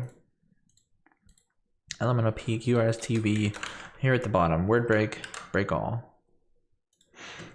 There we go. So that's pretty much all the settings that I'd applied without talking about the hover stuff now. So yeah, we'll peek back to the white space and the width if we need it. But let's look at this here now. So let me refresh this and see where we're at. So the icons still look the same. And if I rename this, File Explorer is very cool, guys. Okay, so we get that. We have our hover effect here, but things we don't have is like if I click the icon, nothing changes. Oops, well, it opens, duh, obviously. But in Windows, if you click on a hovered element, it actually should change and become active. And if you click off of it, it should change off. So we're going to add that. And we also want, when you click on the element, we want or when you hover over the element, I don't remember if it's on hover as well, but we want the text to increase. Yeah, I think on Windows, it's only if you click it, not if you hover. So let me double check that. I'm just going to quickly name something really long in Windows here. Yeah, hovering doesn't do nothing. You have to click it. So that's what we'll try to emulate. Oh, so let's look at our hover effects here. We need to do a lot. For that, I'm just going to go back to the code because it's easier to apply these in the code. So what have I added here? Because I added a bunch. I might just copy this in and then just explain it to you guys and to myself. So basically at the end here, right at the end? Yeah, right at the end. Okay, yeah, so there's button here. And then the next thing I want to define is all this other junk. Yeah, there we go. That's good. So what's it complaining about here? Unexpected duplicate selector hover. Oh, okay, right. I've changed that hover to be focus within or hover. One step at a time, one step at a time. Let's just take a peek at what I've added here and figure out what it was. So we've added a hover effect to the li element, the file entry. So it's now I know we have one here, but we're going to change this piece in a second and we're going to remove a few pieces. So let's just focus on changing this piece here is all about the background color hovering. So what have I set here? I've set that when you hover, this background color is. That's what this was here. So let's delete that rule. We have that duplicated here. And we also have on before the border changes. That also was here already. 1 pixel solid. Yeah, so those are the same. Get rid of those. I've moved those down. So I've moved all the coloring logic to that area. So we know this part's okay already. This is what we already had. So the next one is this focus within. That's a cool thing. I don't know how many of you guys know about focus within, but if let's say you got an element and then you have some elements inside. If you, in the past, if you applied focus to that element, only when you focus on that element would the effect happen. But if it's a focus within that you apply to that element, then any of its children that get focus also affects it. So that's a cool little way to reach in and kind of know about focus through CSS. And we're going to leverage it. So basically when you, and the reason I do the focus within is because the li element I want to change, but the focus event is going to occur on the button inside of the li, which has the icon and the fig caption and stuff. So if there's a focus on the button within it, then I want the li's background color to change to background focused. And the before is the border piece, by the way. That's a little pseudo element that I'm using for the border. So I also want the border to change to focused if it's on a focus. So that's if you click it. And just to focus, not double click to open it. And also when you focus, I want the WebKit line clamp to go back to, wait a minute, what? Initial. Oh, okay, cool. That's right. So here at the top, remember how we've line clamped it to 2. So essentially, no matter how long it is, we're only going to see the first 2 and then you get ... But if it's focused, if within the li, the button is focused, then the fake caption line clamp, get rid of it and just show all the lines. And then the z index piece, I remember, is because if you guys remember here in my, if you remember when I had the line clamp before I had line clamp and there was long text, it was going under the icon, under the icon below it. If I do z index 1, it goes above, which is what we want. And we could actually probably have z index above in general. Couldn't we? No, I don't think so. We wouldn't want everything to have z index 1, then it would be pointless. So only in the case where it's selected does it get the foreground focus within its elements, within its children elements or its sibling elements, I guess. And then finally, so if you just hover, you get this effect. If you focus, you get this effect. If you focus and hover, you get that third effect that the Windows typically has. And it's the same pattern. You change the background color here and the border there. So I basically just set I got I got 3 different types of colors now. I got file entry.background, file entry.background focused, and background focused hover. And I've done the logic here. So now that this part's about hover here, remember, I just wanted to change this piece to also include the focus within. So for focus within for focusing within or with hover, I want you to apply all this type of styling. So in other words, the pseudo elements base border concept pieces, as well as the li element. And then in this part of the hovering, this is where we deal with all the coloring part and the line clamp type piece. So we'll save that. And I have to get us those colors. And this is just going to be another dumping of text because it's just a bunch of colors. But let's go find that here. So we had background and border was all we had before. And now we're going to have background, border, as well as background focused hover, and border focused hover. And if you see here in background, I've also switched it slightly to match more with what the highlight color was. So the highlight color, like I said, was 207 degrees. For some reason, I had this as 206. I don't know why. It would be nice if this actually could match with highlight color, but I don't know how to take this and then adjust the saturation up here necessarily. Let's not worry about that for now. So what did I change otherwise? I actually changed a lot about this. Yeah, I lowered the saturation a ton. But to me it looked better. Oh, right, I remember why I did this. I was noticing in Windows, if the background color in Windows is white, then when you hover over an icon, it was very clear that the highlight color was being used and it was blue. But if the wallpaper was black or darker, then when you hovered over the icon, the saturation was very low and it almost looked gray. And so I'm not going to have white backgrounds typically. So I prefer to emulate the lower saturation version, basically. So there's the colors I've chosen. So now if we go back to the browser here, do a refresh, let's check it out. So we have our hover, that still looks okay. And now if I click, you see now we got a little bluer. Now we have the hover plus focus. And if I unhover, so you see we have 3 different colors now. So we have there it's focused, here it's focused hover. And then if I click off, the button's no longer focused. So the focus within styling disappears.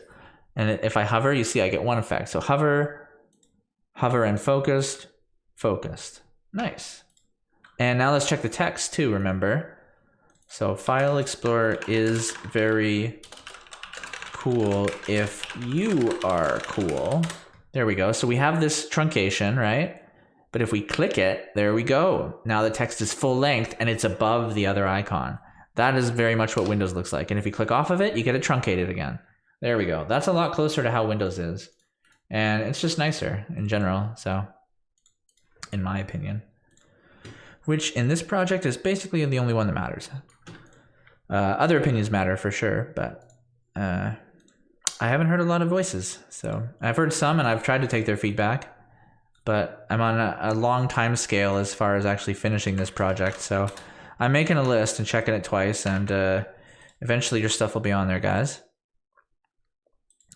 So let us add the things we added also to the definition for the colors.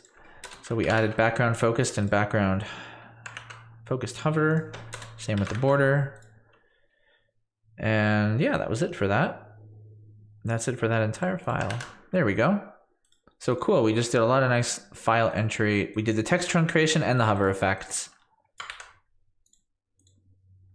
So that was about it. The hovering colors here, the little text effects we wanted, and the focused logic along with that height min thing.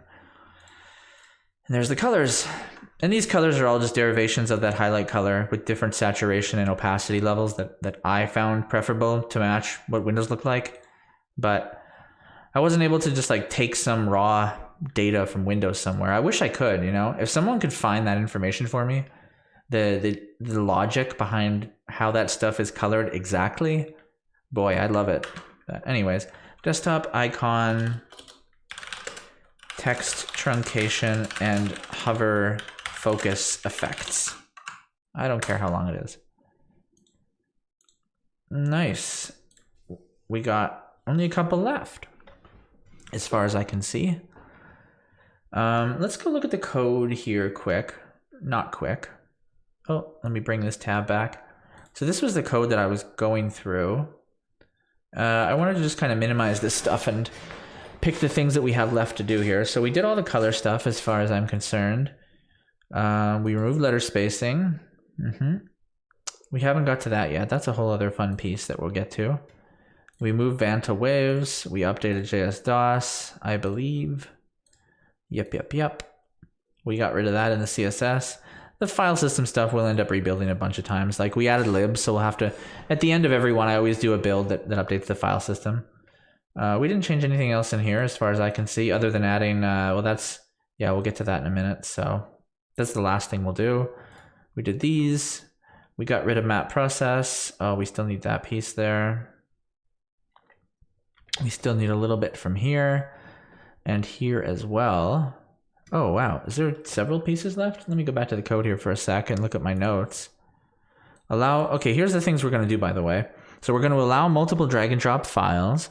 We're going to allow resizing while maintaining aspect ratio, have open-close transitions for the windows, and we're going to have centered initial position. Yeah. So we actually still have a good chunk left, honestly. But I want to keep minimizing the stuff we don't have to do, just to kind of make it look less insane, the pieces we still have to do. Oh, this was a little nice addition. I forgot about this.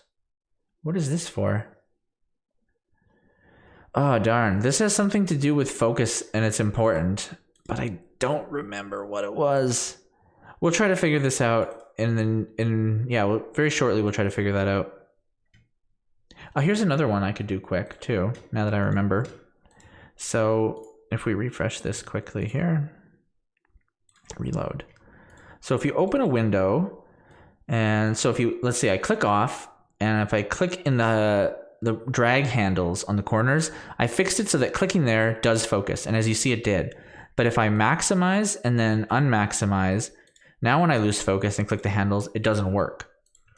And I figured out why that was. What is the function called? I think it's, I don't remember where it is. I think it's use focusable. Where the heck is that function? Now I just have to remember where that function is. It's like retarget, something. Render, react. Is it? It's not react, is it? Yeah, I don't remember the name of my own function. It's just unfortunate. I guess that means it was named poorly. Let me look for the word focus, because I knew the word focus is in there somewhere. It's one of these. There it is. Reroute focus. Yes. So basically all I have to do here, the reason it's doing that is when I maximize in the React R&D library, I set is resizable to false, and it deletes the handles. And then when I unmaximize, it brings the handles back, but it doesn't rerun this command in which I bind that refocusing event. So I just need, all I need basically is that this effect here, I might eventually extract this out, I don't know. This file's getting a little hefty, but as far as, this is an easy one to do. This effect, all I have to do is just add maximized. So when maximize changes, also run this effect basically. So now if I save that, and I refresh the page here. So now you see I open, I lose focus, clicking the resize handle works, maximize, unmaximize, lose focus, clicking the rehandle still works. So there we go. So that was an extremely easy one that I figured out the other day. So also add refocus to handles on maximized, on unmaximized, actually. There we go. And that was something I did not mention here, but I should. Re-add focus. Actually, let's do this at the end, the file manager. We'll just move on to the window stuff right away. Fix resize handle focus after maximize. That's what I did. So the next simple one is centered position. Let's do centered position next. Let's do them in harder as I go. So back to this piece here, center. Here's center position. So I've already made a function. I'm just going to use that because I'm lazy. and I'm gonna find where I changed it because I'm lazy. So state position, I have something called state position. Yes, there it is. So right, within the use, oh, sorry guys, switch to the code, Dustin. So within the use R&D hook, I have where I do the use resizable, I pass in, how am I doing this? I gotta look at my own code here. No, it's on draggable. Oh yeah, because we're talking about position here, right? So the state position, initially, before it's ever been saved, this would be undefined. So what I'm gonna do is I'm gonna say, use the state position. Actually, I could set a default right here. Maybe I'll just set the default here. Ooh, right, I forgot what I had on my clipboard. So I'm gonna paste the function up here and just put it down here. So by default, it would be center position. Oh wait, that looks gross. So let's just see what center position is so we remember here. So for center position, I need the size of the window, and I also need the taskbar height. Unfortunately, I can't get away from needing those two things, so I haven't thought of a nicer way to write this just yet, but it's not a ton of code. So the reason I need the window size is so that, because like if you just have a screen, you can look at the screen's width and the screen's height and figure out, divide those by 2 to get the middle. But then the position of the window is based on the top left of the window. So if I just said put yourself in the center, it would be like off center by quite a bit. So now I need to find also the middle of the window and then offset the position there. And then I also need to know the taskbar height because it needs to go, the height needs to account for that always. So the way I did it is just get the window width divided by 2, subtracting the screen width divided by 2. So for the width, that's simple enough. And for the height, basically the same thing, but then also accounting for the taskbar height. So let's declare these pieces here. So we return a position, we get passed in the size, and we get passed in the taskbar height. And we use pxToNum, that function that I had. And so center position needs size and it needs taskbar height. So to get size, we should just put size. Let's define size first before we define the other one. So there's size and then task. Oh wait, where's state size? Oh, inception here. How did I do this?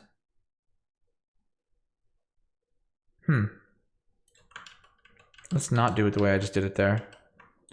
Instead, we'll move this piece down. How did I do this? I'm so confused in my own code once again. Oh, it bugs me when I'm confused in my own code. Oh, I didn't do it this way before, that's why. So I can't be setting it here. Oh yeah, that's absurd what I'm trying to do, honestly, I think, isn't it?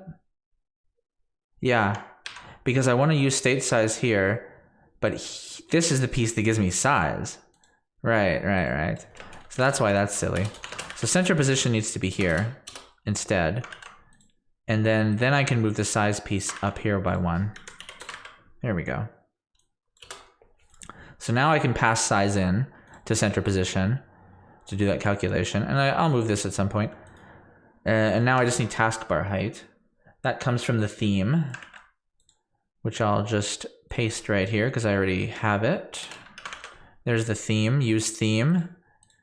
The sizes, taskbar, the height, and we're going to call it taskbar height just to keep the name consistent in all these places. And that's that actually for that piece. Yeah, so that should put it in the center. Let's try it out. Let's go into the browser and clear our cache here that we had. Now if we refresh the page and we open File Explorer, there we go. It's in the center where you'd expect it to be. It's the right amount up. Now, how can we confirm that? Maybe I can open another window to do the measurement. Yeah, it opened that one. So watch. So we'll make this the size of the window, like that. Yeah, there we go. So that's the height I would expect it to be. And let's see the width. This is my ruler now. Yeah, exactly. So there we go. So we got center position windows. Simple enough. Center initial position. Centered initial window position. And then once you move it, if we switch here back to the browser, so I open it, I move it here, I close it. Now when I open it, it comes here. So that still works the way we expect. Nice, nice, nice. And yeah, I didn't change too much here, but that file's getting pretty beefy. So once it gets close to 80 lines, that's when I usually try to chop them up. So we fixed that, we did this. Allow resizing while maintaining aspect ratio. That's a fun one, let's dive in, right? I'm gonna close some of these tabs. I got too many tabs open that aren't the tabs I care about. So for aspect ratio, let's go to React R&D really quick and I'll just show you guys. I'm not completely happy with this solution actually, so it's probably, well, I'm not happy with the maximize solution. I might not do the maximize part, but I'll do the part of it at least. So if we go lock, yeah. So there's a function in React R&D called lock aspect ratio, where when you try to resize, it stays at the aspect ratio. So that's pretty cool logic that already exists. That's appreciated. So let's start with that.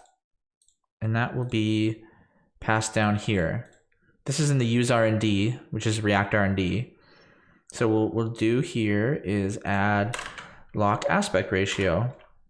And we are going to get this information from the process. So we'll add it in here. Lock aspect ratio. There we go. It currently doesn't exist on the process. I'm going to define it. Here's the process to define things. L, A, B, C, D, E, F, G, H, I, J, K, L. It's optional, Boolean. Optional property on a process. And for the JS DOS, we're going to allow this. So I'm going to say for JS DOS, lock the aspect ratio to true. So when you have auto resizing, usually when you have auto resizing, it doesn't allow you to resize. But what we're going to do is when it's auto resizing and lock aspect ratio, then we're going to allow it. So what I'm going to do is change the logic here actually for that. So here at the bottom, we have enable resizing. If it's not maximized and it's not auto resize, what I want that to be is if it's not maximized and it's not auto resize, or it is auto resize and it's locked aspect ratio. There we go. So I think that is a large chunk of that. I'm just trying to confirm in my mind here if that is. I think it is. Let us try that out and see how far that gets us. Because that was actually really easy, that piece. So if we open up JS DOS now, and now when I yeah, there we go. So that looks pretty good. So now we're already running into some issues. If you look at the bottom of JS DOS, you see as I resize it, it's actually cutting off Doom's head there. He's completely gone at the bottom there. And same here, when I go too big, I start to see some black border. Now that's because I did a bad job of matching there's like several elements JS DOS makes. Like it makes a div and then it makes a canvas, and I have my rules kind of messed up for how I should be ordering those things. So let's just figure out where the heck I did that. I'm just trying to remember. Man, I got a lot of code changes I did. Yep, I've already gone through a good chunk of these. Not all of them yet. We went through that. Those are the Vanta stuff. I like minimizing these files because it's like, these are things I don't have to think about anymore. It's like done, done. Okay, so we're getting to the JS DOS piece. Here it is here. Here we go. So there's some pieces I had messed up. Let's open up style.js DOS. So I have a styled component for JS DOS. So the pieces I had wrong are quite plentiful.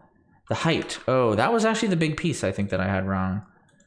The height here is not 100%. It's 100% minus the taskbar height. Taskbar? That's not right.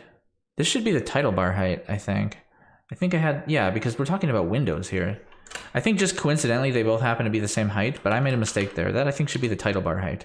There we go. Yeah, that was a silly mistake I made. Another thing here is this height here was not staying when I moved. Once it started to be able to resize, it actually applies its own height, and it was taking that one over mine. So I just have to say important here, and then it's always going to take that one. And those are 2 pieces of it. That's actually a good chunk of it there. Let's go back to the code down and see how that looks. So now if we open this here, now when I resize, there we go. So on the sides it goes black. That's okay, I think.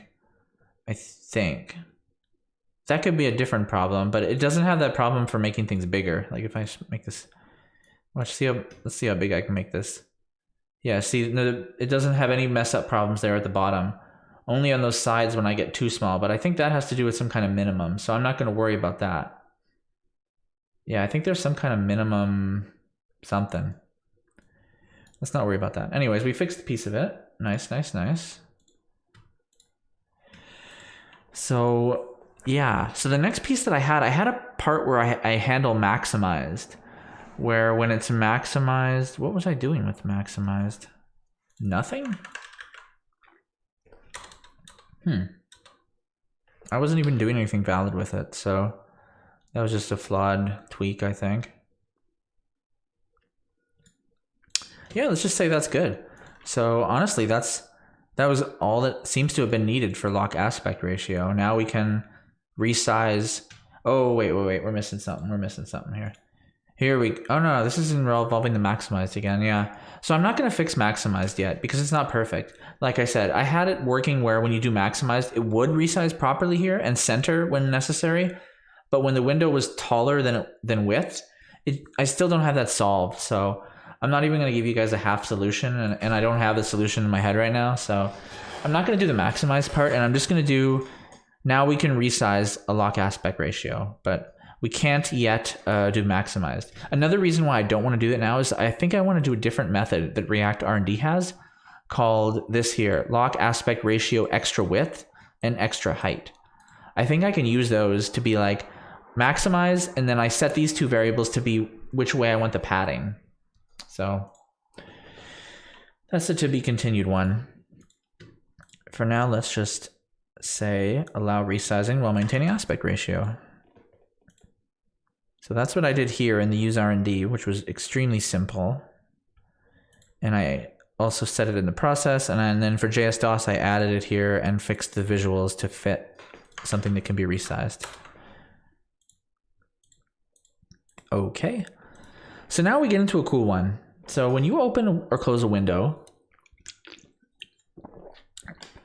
in Windows, it starts at 95% of its width and increases by that extra 5% in about 250 milliseconds it takes to do that. And it also starts at a low opacity of close to maybe like 5 to 10% and increases to 100%. And it does that exact same thing when you close it too. And long story short, what I'm going to do is my animation library, I'm going to use something called Framer Motion. And this is a powerful tool, and I'm not going to be using a good chunk of it, to be honest. I'm just using part of it. Oh man, I want to find the API. Animate presence. So, I mean, let me go to their homepage for a second, actually, just to kind of get you. Well, this is just the main page for the docs. Framer Motion is a pretty cool thing for allowing with React to do a lot of different kinds of motion stuff, and it's a very useful tool. And it also allows us to do animate presence, where on exit of things we can do an animation. And this gets tricky. This gets quite tricky, because the reason I want to do this is if we look at my process loader, where I open up the processes. Yeah, this is it here in my process loader. So if a process exists in processes, then it exists here. But as soon as you remove it from processes, it no longer exists here. And in CSS, it's hard to, I couldn't find a way easily to animate that because it's just gone. The element's just gone and it doesn't have time. But that's something Framer Motion can handle. And There's quite a bit of code we're going to have to add, unfortunately, to get this to work. And the reason why is because, actually, let's just go through it one step at a time, right? So I want to find the main, let's just start at the start, right? First things first, we need to install Framer Motion. npm I Framer Motion. And we're going to use that. That's not a save dev thing. That's going to be part of our lib, our library, our bundle. So we got Framer Motion. So the next thing I want to do is I want to add this animate presence. And the way that animate presence works is you have to wrap it in the thing that's going to contain these elements that are coming and going. And it kind of catches them and does something with them. So in my case, where I want to put it is right here, in fact. Right before the loop. And then we'll move this into the loop. We're going to have to add those brackets. And we will let this get cleaned up automatically. Nope. There we go. Prettier clean that up. So that, there we go. It actually didn't have a problem with that. So that shouldn't do anything right now because there's no elements in here that are the motion elements yet. The next piece is we have to add the motion element. So for that, what I'm going to do is if we look at render process, in some scenarios we do a window and some we just do a component. I'm going to focus on only handling it when it's a window. So I need to turn this window element into a motion element. And if we look at what window is, it is an R&D window here. Geez, it's a real inception to try to find the root of this thing. So it's actually styled window that I'm going to change. I'm going to make a motion div too. So the way I'm going to do that, and the cool thing I found for how to do it pretty easy with Framer Motion and styled components is instead of doing styled.section, I'm going to just do styled as a function in which it has a motion.section inside it. And then I import the motion library. That's it. That's literally all that you need to do to turn that into a motion element. So now I've turned it into a motion element. And now if I open this here, you'll see that it pops up. And closing, it did not like that. Ah, okay. So this gets into where it gets tricky. Because having this animate presence exit transition thing means that when I close it, it deletes the process from the processes list, but it's still almost like holding on to the element and trying to do stuff with the element. And the element, as you can see here, like in where it's talking about background color, that's probably talking about right here. So it's actually trying to go to the process and get it based on its ID, but it's gone. So what I need to do here is I need the process to stay there until the transition is complete, and then it can go away. So basically we're going to do that.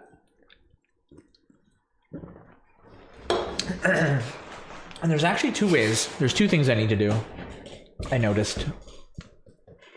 So the reason it's crashing is because when it's doing this variable destruction, its background color is undefined because this is undefined. So if I just say that right there, now it's not undefined anymore. So that would no longer error, I don't think, that little piece. But now we're getting complaints because if I set this to default, I have to set a lot of defaults, basically everything. But basically that's what I'm going to do. It's a little safer anyways. I mean, it's safer in that the program won't crash, but if a lot of these things are undefined, it's already a failure in some way or another. But anyways, if I set these things to default, so that one's there, but that's just one. So if I open the window, close it again, it's going to crash again, and we'll find the next thing, and so on and so on. And we're actually going to go through these quickly, though. I'm just going to search for this piece because that's basically where it's happening. Anytime where it's trying to destruct the process, we need to have this default backup. And like I was saying, what we could do, at first what I tried to do was just have this delay idea where like I would, instead of when I go to close a process, I would set it to closing.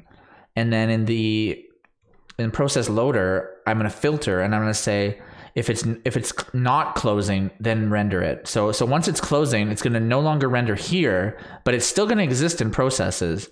And that's where, and then I would set a timer to clean that up. And we're going to do that. But if I set the timeout to, let's say, 250 milliseconds, and I set the animation to 250 milliseconds, I was noticing that there was like a race condition almost, and sometimes it would still give an error. And I didn't like that. So we're gonna fix that by having these defaults, because if we don't have these defaults, then even if we wait to kill the process, sometimes it would still kill the process like 1 millisecond before it was ready, and that would trigger some React stuff that would cause this error. And the reason why just setting defaults isn't enough is because it actually is. If I set just defaults, it'll work, and I'll show you guys. But then what happens is while the window's transitioning out, it actually changes all the visuals to the defaults. And you lose the background color becomes white, the text disappears. So that's also not ideal. So long story long, I'm just gonna set all of these to defaults. There's not gonna be anything without defaults, and it doesn't really hurt to do this, so I don't see why not. And in some cases it puts things on one line, which I prefer most of the time. So we'll just set some defaults, and in this case it's gonna want me to set a default here, I would guess. Yeah, there we go. Set that as false. I'm just gonna set every default. Most of these are already set, actually. Taskbar entry needs to be undefined by default. I don't like explicitly setting undefined on things typically, but sometimes you need to. Only matters here where we're doing variable destruction, by the way. That'll be false by default. These are always false by default. Most things are false by default. Just a couple more. Lock aspect ratio and auto resize, false by default. And I think we've almost got all of them. Oh no, just when you think you got them all, right? This is gonna add some lines to the code. There we go. So now everything has a default. So now even if the process is gone, it should attempt to render a window that'll look weird. So let's try that. So we open the window. Now watch when we close it. Okay, yeah, it didn't crash there, right? Because we don't have a transition yet. Let me show you how we can add one really quick. And then I can show you the bad effect, because we're gonna have it disappear over a quarter of a second. So if we go back to, where is the motion element? It's in style. It's wherever styled window is. Styled window is used here. Here we go. So this is a motion element now. So now if I add transition, oops, what is it? Transition time duration to 250. Oops. Is that in any way correct? I don't think so. Oh, because I'm just not doing the right wording here. There we go. Let's just try that. So now watch, close. Okay, let me peek at my code here and see what I set for that. Is it called transition? Okay, it is actually called that. So here's the animations, by the way. I've made a file called animations in which I just define the animations, and they're basically what I described to you. So we'll take a peek at them because they're actually, it's cool how simple they are. We'll just put it in here, window, file called animations.ts. And I'm just gonna copy what I have because it's actually, like I say, it's a small amount of code. Boy, is it angry at that. Oh, so here's something I wanted to stop. This prefer default export. Whenever there's only one export, it's always like, hey, just do default. No, how about that? I'm tired of it recommending this, so I'm gonna literally just disable this forever. So I'm gonna copy the text here and I'm gonna disable that ESLint rule because I'm tired of it. A, B, C, D, E, F, G, H, I, J, K goes here. So that is off. No more of that. I don't need to know that. There we go. So what have I done here for the animations? So this is the syntax for Framer. So you say the things, so how you want it to be after it's animated, how you want it to be at the start, and how you want it to be at the exit. So in this case, my exit and my start are the same. But yeah, that's okay. So basically when it's done animating, I want it to be 1 opacity, 100% visible, and 100% to scale. But when I start, I want to be at 5% opacity and only 95% of scale. And same with exit. And then as far as the duration, what I've done is I've set this window transition duration in milliseconds divided by milliseconds and seconds. And the reason for that is because I need to use this number in 2 places. One, to set the timeout, and the set timeout function takes milliseconds, but the duration takes seconds. And that's probably, maybe that's why this didn't work too. It should be 0.25. Okay, I need to have an animation. That's the issue here. We need these pieces. So let's, oops. Oh no, I closed my show notes. Bring those back on the same tab. So I'm just gonna copy this in just as a quick example to show you guys. So there we go. We got these in. Ugh, now it's complaining about that. Let me just show you a quick long example that takes forever to show. Well, whatever, it's part of the design process or the development process, whatever it is we're doing here. So let's just paste those in. Now let me just show you how it looks when it looks bad. So when I close it, there we go, you saw it there, right? So watch, if you look here, watch the background. You see it switched to white, there was like a flash. And if you look here at the top, you'll see the icon and the text goes away. It turned into a broken image there. So the reason that that's happening is that during that 250 milliseconds where the element is disappearing, the data that that element depends on is gone because the process already got removed from the list. So we need the process to stay on the list until the window is no longer visible, and then we'll get rid of it. Okay, so let's get rid of all the code being right there, because what we're going to do is we're going to, like we have it here in animations, and we're just going to import this window open close transitions. We're just going to dump that right in here like that, and we'll import that in here. Get the import correct because it's not correct right now. It should be like that. And then we got to sort the imports. There we go. So that's fine. And now we have the animations here. We need to fix this constant here that doesn't exist yet. We'll put that in constants. What is that? I'll put it at the bottom here. Export const, and like I said, 250 milliseconds. That's what I've noticed seems to be the speed that it goes at. And this is from me literally doing a OBS screen capture video of me opening and closing a window, and then taking that into VLC and stepping frame by frame and counting how many frames, measuring the frames per second of the video, and then doing the math there and deciding that that was 250 milliseconds. So just to show you guys that I'm not just guessing. I mean, I might be wrong still, but at least I've put some thinking into it, you know, but I'm probably wrong. So I want to get into that closing logic to show you guys having it not have that bad effect where the visuals change. Because once we get that piece, that'll be a nice little final piece to it. I just want to make sure I've got all the code here. So closing, yeah, so here's what we did there where we added that. We added the defaults here, so that's done. Ah, here it is here. Oh no, so all that's left is the closing code, right? I guess I actually have it completely done otherwise. Let me refresh this here. So I open this. Yeah, so it's nice, right? Like when I open the window, you see that, oh, how it comes in. That's just how it is in Windows. So it comes in beautifully, but it exits a little rough right now because of that process thing. So we just got to fix the exiting part, which is what I was trying to figure out how to do, but I keep forgetting how to do. How did I do this? Darn it. Ah, yes. Okay. So let's get into this closing concept here.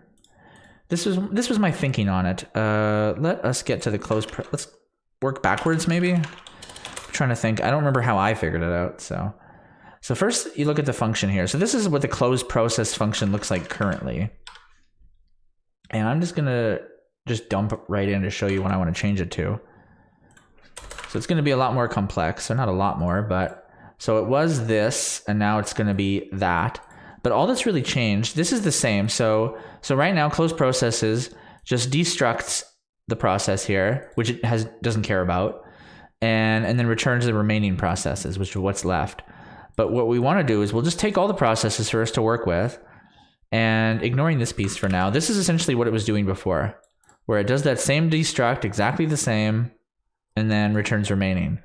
But we've added this condition here where if you say closing, so, oh, if it's closing, then I want you to return a new processes list in which I've updated the process to have closing be true, because this was true anyway, so I just pass it like that. So when you say closing in the close process, all it does is update the process to have that closing setting. So that's all we're doing there. And we have to fix a few things here. So this is also something in ESLint. It's complaining about the underscore variable, but it didn't complain about it when it was here.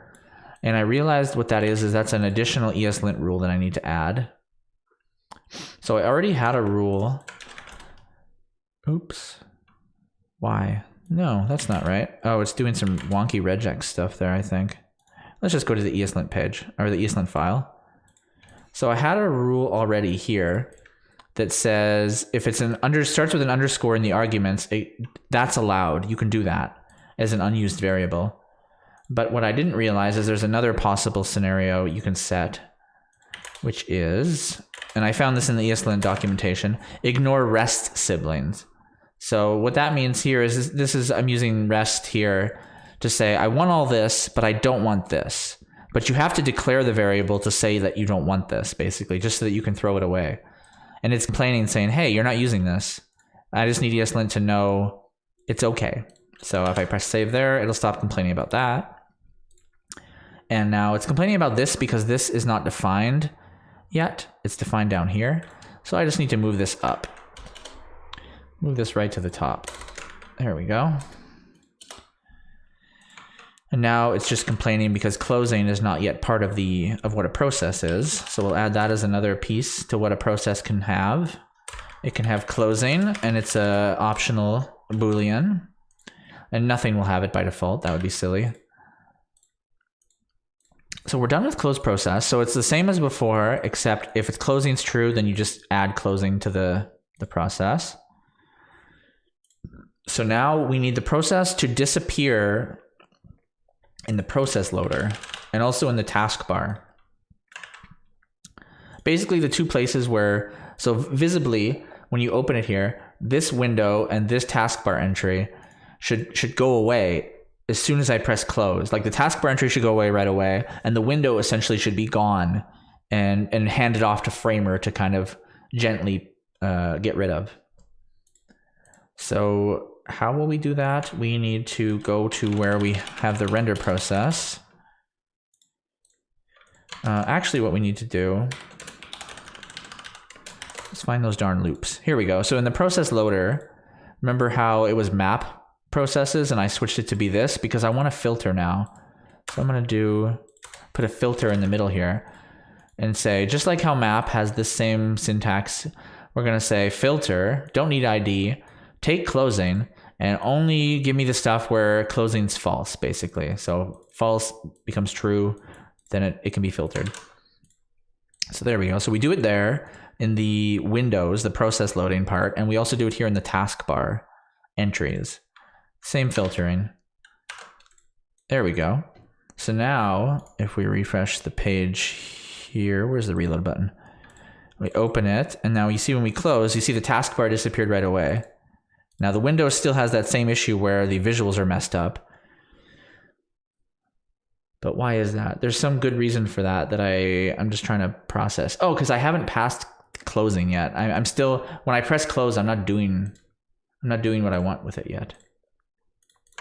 So let's find the next piece of that.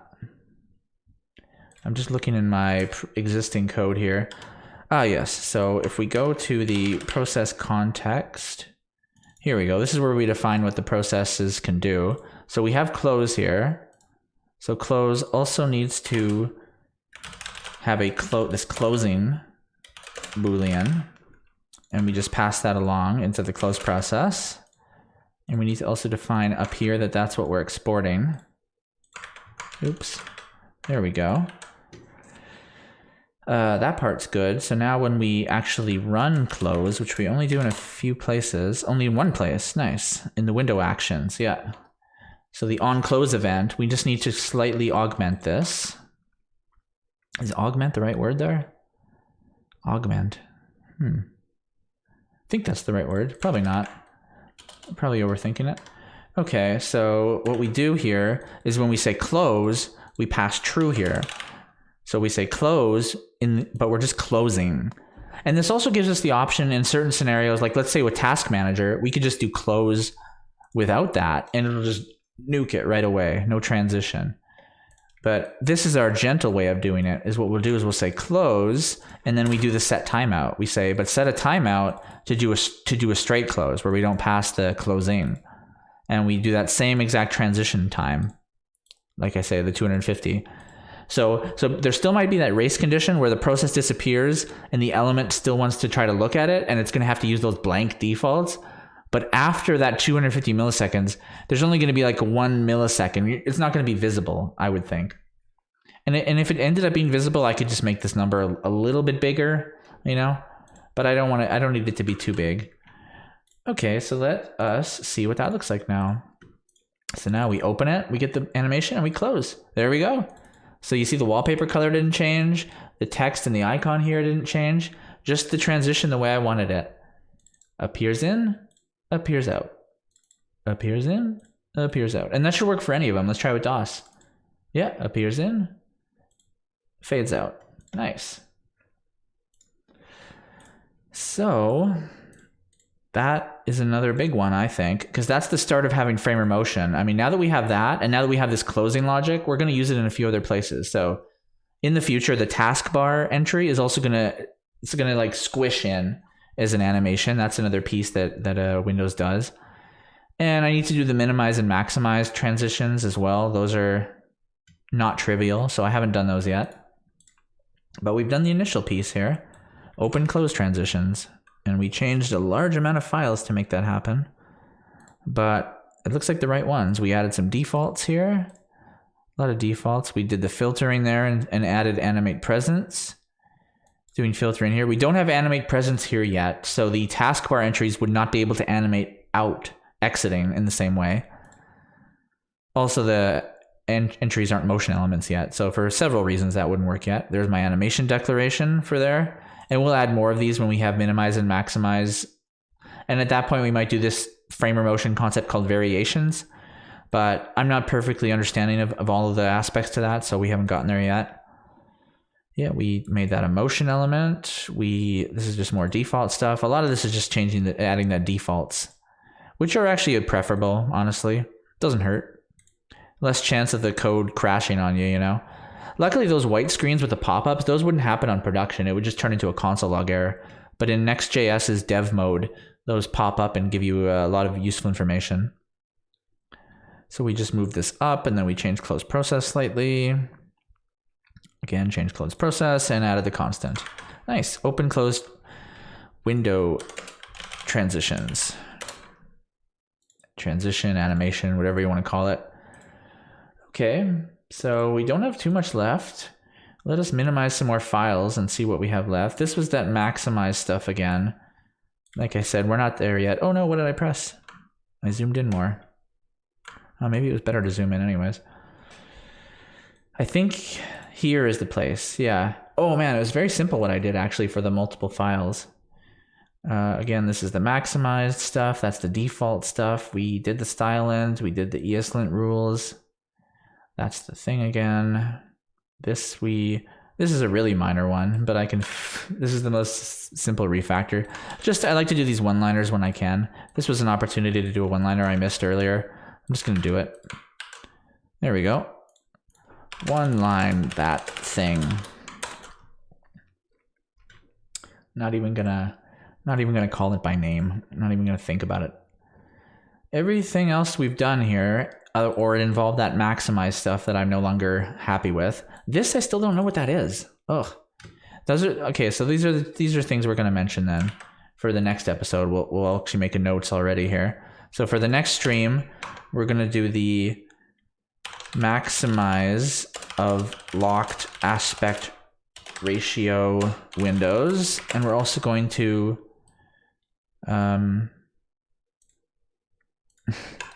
why this? Question mark. There. I don't remember why I added that, but I don't want to lose it because that looks like a nice little nugget of code. And I remember going, aha, but I don't have the test case to show you guys. So if I can't remember how to show you what I've changed, I'm not just going to arbitrarily change it. Nobody wants that.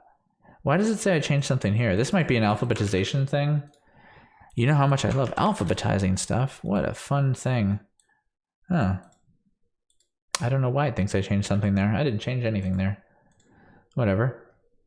Oh, maybe because I moved it up. Oh, I see. It's just, that's just the diff being a little weird. Okay, so all that's left is that multi-file thing. Let us look at the code as we have it now. Oops, I jumped to me really quick there just to surprise you guys. Boo. So use file drop. So my use file drop function currently, here it is currently. So there's the files, but then it just gets the first file and it works on the first file. Now all that I've done to change this is instead of doing it here, what I'm doing is I check the event and I say if the event data transfer files, so if there are files, rather than being like, was there a file? I'm just gonna say, are there any files? And if there's any files, then we'll take this declaration and we'll handle it here. But what we're going to do, I'm gonna do it in a clever way here, is I want files here and I'm just gonna do this. I'm just gonna say the files equals the files here, because we know they have a length. And we do the ... because these files are part of a file list. And a file list I can't work with in the same way. Like if I were to just do this and then go for each, doesn't work. Doesn't suggest it, you know? Because it's like, see, it's like symbol, item, or length. But if I do this, then I can do a for each. So then I can loop through it properly. So let's keep that. So instead of removing the file here from the data transfer, we're going to check for files and then get them here. And then the only other piece of the puzzle, I think, where's file? File's here. I'm trying to see what I changed. Oh, okay. So this piece of code right here,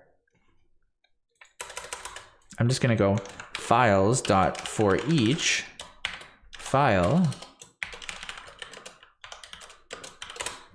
and then just put the code right in there, and it'll work as is, I think. Yeah, there we go. So file was already what was referenced here and here, but remember now I had files and I just looped through them. So let's see, from a changes point of view, it's very minor. Yeah, like moving this into there and then just adding that little loop around it. But let's see if it worked. So I'm gonna take two files and I'm gonna try to drag them into the desktop up here, and you guys will let me try one first just to see. That didn't work. Interesting.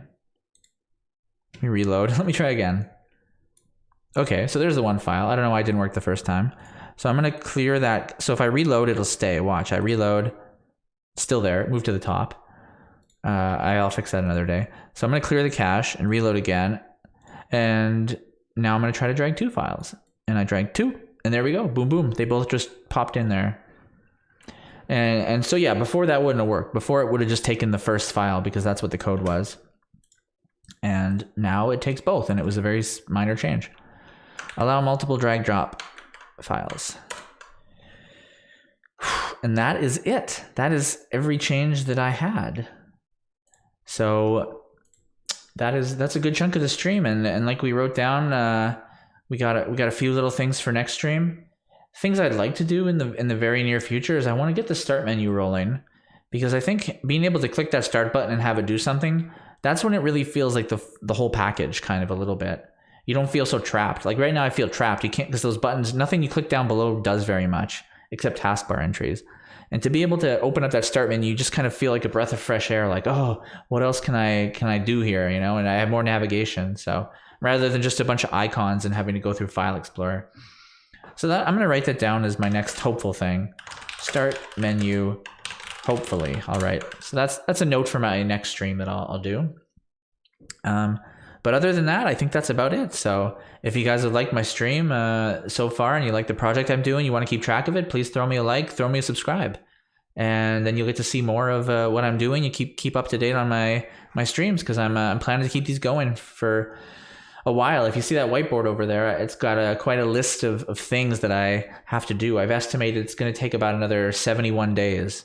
But that list keeps increasing, and like half of the days I don't even do stuff on that list. I just start playing around with other ideas for it. So probably more like 140, 150 days away, which will still mean that it'll be less than a year, which will be cool.